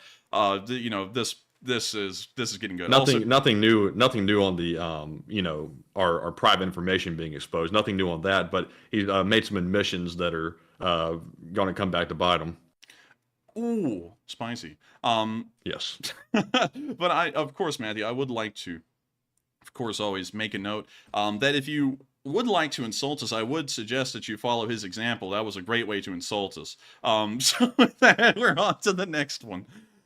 All right, and the next one goes to Pinch of Salt, who puts in a 2 and says, "Glory to Ukraine and all the freedom fighters." And glory to Ukraine, and also glory to certainly those, if you're talking about the foreign volunteers, glory to them, and also glory to all of the Ukrainian soldiers who have taken arms in defense of their country. It is, we've gotten used to it 456 days into the war, but what they show each and every day are true acts of heroism, and there's no other way to describe what Ukrainian soldiers and the International Legion have been doing day in and day out so far in this war to defend the lives of Ukrainian women, children, and families that live behind the lines and otherwise would be subjected to Russian subjugation if they did not hold that line. And so with that, hope that does address that fairly well. Thank you once again for the support. And with that, we are on to the next one. And the next one goes to John LSA North Zedrin, who puts in a $20 super chat. And thank you very much, John, for the support. They said, meep, Friday at last, and free question from the chat. Is it Friday? Is it? Wait, it can't be. It's Thursday. It's today. Thursday for us. It may be Friday for them because they are throwing in Swedish kroner. So it is Friday for them because the time zone is like hours ahead in that direction. So happy Friday to you. Or Friday at last for you. It's not Friday for us yet. We still got about 8 minutes. But still, beep, beep. And thank you so much once again for the support, John Zedrin, and helping this channel to keep on running. And so with that, I hope that does address that fairly well. Thank you so much once again for the support. And with that, we are on to the next one. All right, and up next, we have a $2 super chat from S. Carnley and R. Reese. They said, "Slay the bots" and LSA. Thank you so much for the support, and we'll be slaying those bots. And so with that, I hope that does address that fairly well. Thank you once again for the support. And with that, we're on to the next one. And the next one goes to Paul Plonsky, who puts in a 2 and says, "I've been here since day 16, and what rank would that be?" And let's see, you've been here since day 2. Dang, man. Like, you are an old guard even by the old standard. The old guard, old standard. But I would say you would definitely be at least a colonel or up. I would say brigadier general. That would honestly be the rank I'd give you.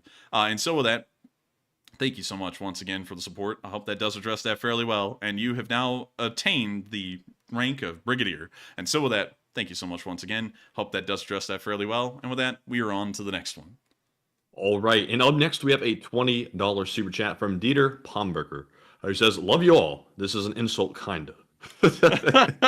And thank you so much for the support, Dieter. And I got to say, thank you so much for that insult. That's one of the kindest insults we've ever gotten. And thank you so much once again for helping this channel to keep on running. And of course, making sure to keep this thing rolling. And so thank you, Dieter. And also, looks like you're from the European Union. I wish we knew where, but still, thank you once again for support. Hope that does address that fairly well. And with that, we're on to the next one. All right, and with that being said, we are moving on to our live chat questions. But real quick, I just want to say one thing, because since we have been paid a visit by the offender himself, I just want to say that even though we have laughed at these comments tonight, there's definitely nothing really to laugh about when it comes to defamation, and we are certainly going to be taking action to address it. And it's better that we laugh than to get angry and upset, because that's the response we would like to have publicly. But no need for that, because we are trying to run a show here, and no need showing how mad we are about the subject. But it will be handled in the background, and we are not going to allow the stream to get disrupted by it. So after tonight, we will be back to normal. But with that being said, we are moving on to our Morse code of the stream, which tonight was solved by Mark Hodges, C-Fay, JP's Gone Fishing, Cliff Simonson, Earl Bernew, and Paul Schultz. They said tonight's Morse cipher says, the LSA will stand with Ukraine until the last shot is fired, and long live the LSA. And ding, ding, ding, ding, ding. That's the sound of money, which might be an insult coming down the pipe. But I thank you all so much for getting that Morse code message correct. And the Lee Spring Army will stand with the Ukrainians until that last shot of the war is fired. And hopefully it's sooner rather than later. And so with that, thank you so much once again for deciphering that Morse code message. And of course, getting it correct for the 456th day in a row. That is quite a streak that the Morse code decipherers have going on. And I've got to say, that is an amazing skill that y'all have, that y'all can actually hear and understand Morse code. Because I actually can. We put that into a translator before stream. That's the secret. And so with that, we are on to the next one. And also, because many of y'all may have seen that a very special event has happened tonight. We'll be answering live chat questions until about 1:10 Eastern time, and then we'll be rounding out the stream. So we're going to be answering live chats until then. I'm going to make sure that we still make sure to get to live chats, because while we have some very interesting stuff going on in the background, and actually it was right in the forefront for all of y'all tonight, we are not going to stop from answering as many live chats as we possibly can, at least practically. And so with that, we are on to our first one. All right, and our first one goes to Trister1, who sadly has already left for the night. But his question is, why were the tracer rounds so different in the two videos? The second one looked like bullets. The second one looked like bullets because, of course, this is my understanding of how tracers kind of look from the one or two times I've actually seen them in person. When you see tracers from the back, I guess you could say the little incendiary that's burning on them is much more illuminated when you're looking at it from behind, which is really the point, because the tracers are there so that way the gunner can see where the rounds are actually landing. Oh, our little cursor thing is spinning here. Let me make sure the OBS is still on. It's still on. And so it's really for the gunner to see. You can't really see the incendiary that well from the front. So I think that's the reason why they look like real bullets in the Ukrainian drone footage, the boat drone footage, and why they look more large from the Russian boats footage, because they're looking at the bullets flying away from them, so the incendiary is easier and more visible to see. Meanwhile, the boat is watching the incendiaries coming towards it, and so it's a little bit more difficult to see. So with that, hope that does address that fairly well. And also, Matthew Gall is correct. It's usually every round isn't a tracer. It's very rare that every single round in a belt's a tracer. Usually it's like every fourth or fifth bullet that is a tracer. On that one, though, because it looks like it may have been like a Dishka firing, it may have been every like second or third bullet. I'm not really sure on that, though, so, don't quote me on that. But with that, I hope that does address that fairly well, and we are on to the next one. All right, and up next, we have a $5 super chat from Dark Warrior 137. He says, between you and the offending channel, I can see both sides. It's important to separate criticism and disrespect, but nobody deserves to get doxxed or DDoSed. And I have to say, Dark Warrior, that it's actually a little bit deeper than that. It's a incorrect statement, which was false, which was published to a lot of people. And that's all I'm going to say on it. And at this point, it has become a matter of legality, so I'm not going to comment any further. But the doxing part, I don't know about that. Got to look into it.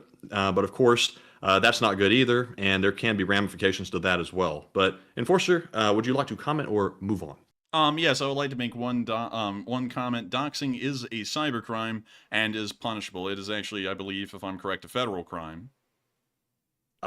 Can't confirm or deny that. I'll have to look into that a little bit more because I'm not exactly sure, so don't take that as any kind of exact answer on what doxing is. But anyways, with that, I hope that does address that fairly well, at least the best we can under the situation. And also, I would say nobody really deserves to be defamed, especially, well, defaming is wrong every way. You know, there's no such thing as a proper defaming. No one deserves to be defamed and had blatant lies said about them, and that's what's happened. You know, not to get into exact details, but that's what's happened. And as y'all can see, it appears that instead of realizing the error of their ways, they're actually going to double down and come over here and try and harass us up close and personal, which will be documented. And so with that, hope that does address that fairly well, and we are on to the next one.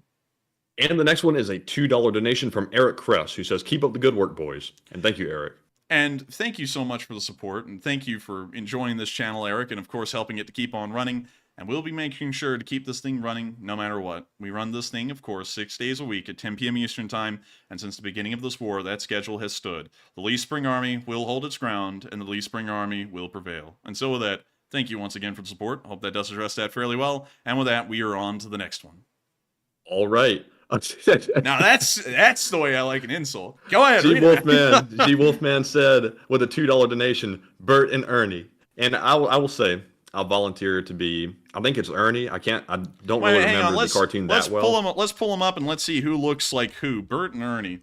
Let's see. All right, so we got the picture here. So I think who's the one with the yellow? I think that would be you. The orange one would be me. Yeah, I'll that's take the yellow man. Bert and Ernie, right there. We got it. The orange one and the the orange one's me.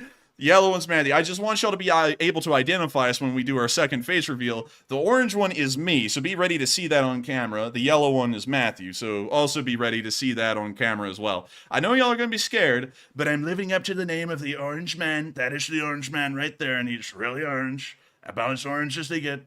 And so thank you so much for the support, G Wolfman, and helping this channel keep on running. Because you help Bert and Ernie behind the scenes to make sure that this channel can always keep rolling, covering the news and making sure to run our fundraisers and help out to save lives in Ukraine through the nonprofits that are there. And so with that, we are on to the next one. And thank you once again.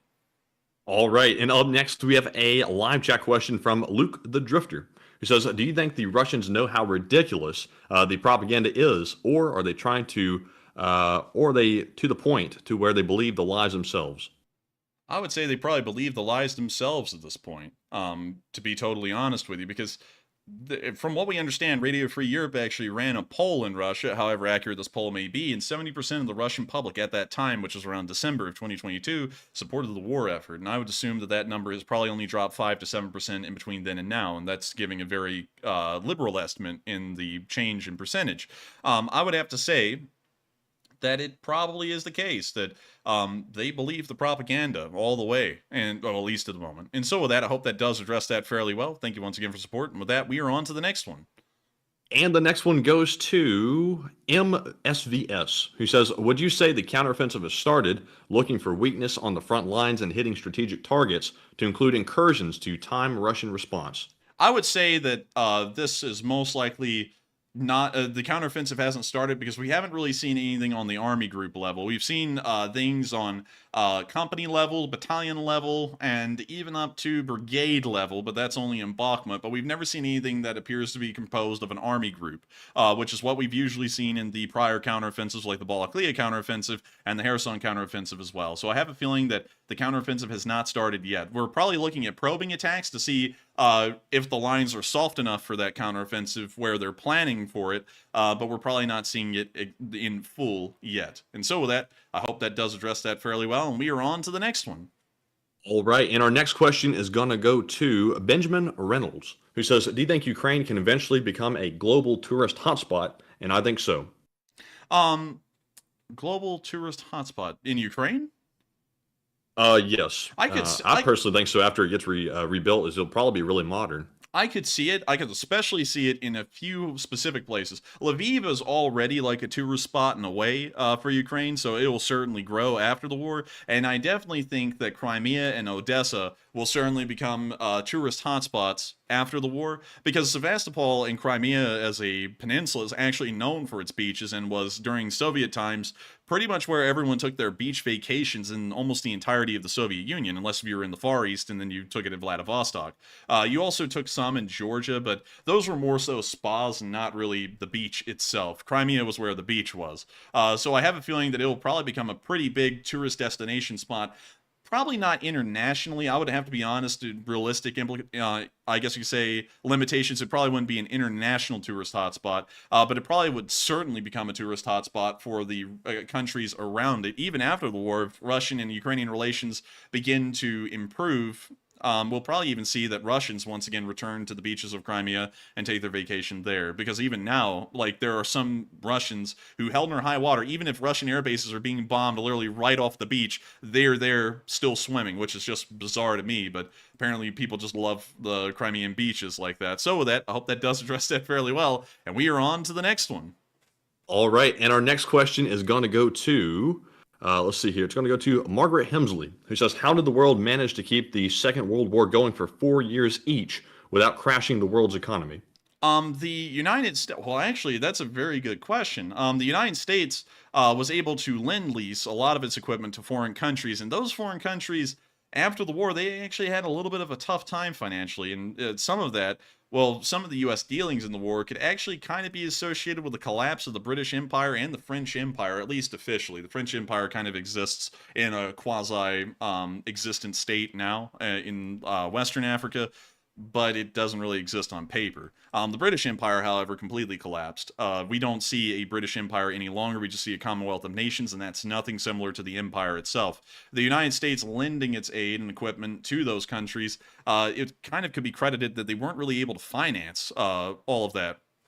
And that's what led them to having to give up pretty much their entire empire, both of them officially, because they couldn't really finance maintaining it and upkeeping it.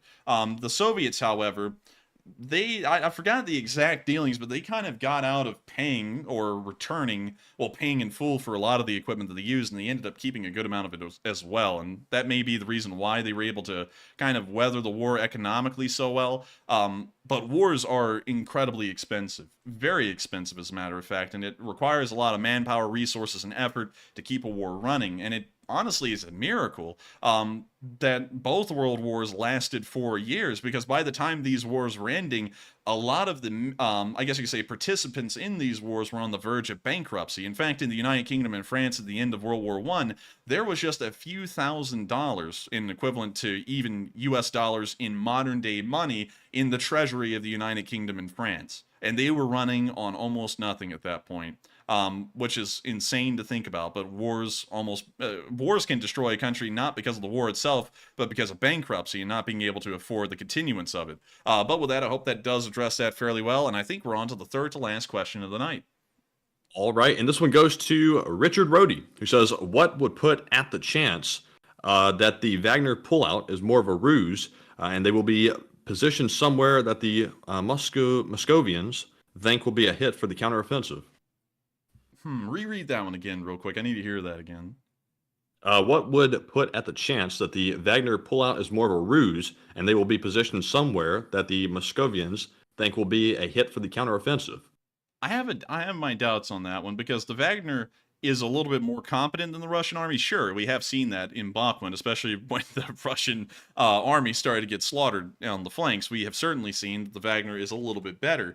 But the realistic reality is that Prigozhin is wasting a lot of his manpower and potential in Ukraine that he could conserve within Syria and Central Africa to then bring back to Russia if anything goes down. We already know, at least from Prigozhin's public mindset, that he is expecting that the Russians will have some kind of a power struggle, and oligarchs with private militaries will be heavily involved in that power struggle, because he was talking about Gazprom as a direct competitor to them, and all the oligarchs that are still in Russia are trying to hop on this PMC power struggle craze. So we can get the good idea. He most likely won't actually be keeping them in Ukraine, and the Russians will probably not be trying to redeploy him. He'll be trying to slither the Wagner on down into Syria and Central Africa to try and save them for a rainy day. And so with that, I hope that does answer that fairly well, and we are on to the second to last question of the night.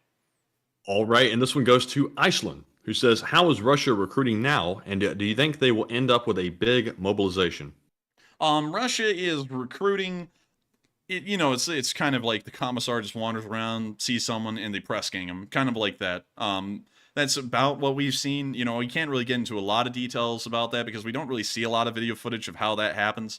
But that's usually how they're conscripting at this point, is that the commissars just wander around. They find a guy who looks like he could actually, you know, be a part of the army, whether he be too old, too young, or maybe even physically unfit, and they throw him in. So that's really the best thing I can say about the mobilization. And it appears that they aren't really getting the numbers they're looking for because, once again, they're offering those unbelievably large contracts to soldiers that will volunteer to go into the war, although they never really get paid that. And so with that, I hope that addresses that fairly well. Let's see. And with that, we are on to the next one. Also, Matthew, might want to review that one that was just recently hidden by Nightbot and see if we need to take any action about that one, because I'm not really getting what that one meant. But with that, we are on to the final question of the night. And so, who is the lucky last person who asked the lucky last question of the night? And that viewer is Dark Warrior 137, who says, with how little Putin cares for humanity as we know it, what will keep him from being crazy enough to use nukes should death be at his doorstep? I would say I would have to be honest. I would have to say the Russians are probably not going to use nukes at all, even if Putin is on his deathbed, because if Putin is on his deathbed and things aren't at a critical point where he actually has that decision, he probably won't make it. They'll probably be moved on to his predecessor to make that decision or not. And then whether that is followed through or not, that really depends on who his predecessor is and what they think. So I would have to be honest with you. I don't think nukes would fly unless if things were very off. I mean, honestly, I don't think nukes will fly unless if the Ukrainians were actually marching on Moscow and had made it to Tula or Kaluga. I think that's the only moment that a nuke would ever be used, and the chances of the war ever getting to that are probably very, very small. And so with that, hope that does address that fairly well. And thank you all so much once again for watching tonight, everyone. Of course, it's been a little bit of a struggle running through this stream, of course, with the age restriction that was put down and then lifted by YouTube a little bit earlier on, and then our special guest that appeared during this question segment. I, of course, have to thank every single one of you all once again for being a member of this Lee Spring Army and sticking through us with thick and thin, no matter what's going on, no matter what happens. The Lee Spring Army will prevail, and the Lee Spring Army will never die. I thank you all so much once again for watching. Make sure, if you have not, to subscribe. This stream runs 6 days a week at 10 p.m. Eastern Time, covering the past 24 hours of the news of the war in Ukraine. I greatly thank every single one of you all once again for watching, and long live the Lee Spring Army. And with that, good night, good luck, stay safe, take care, and the Lee Spring Army never dies. And thank you all, and Slava Ukraine.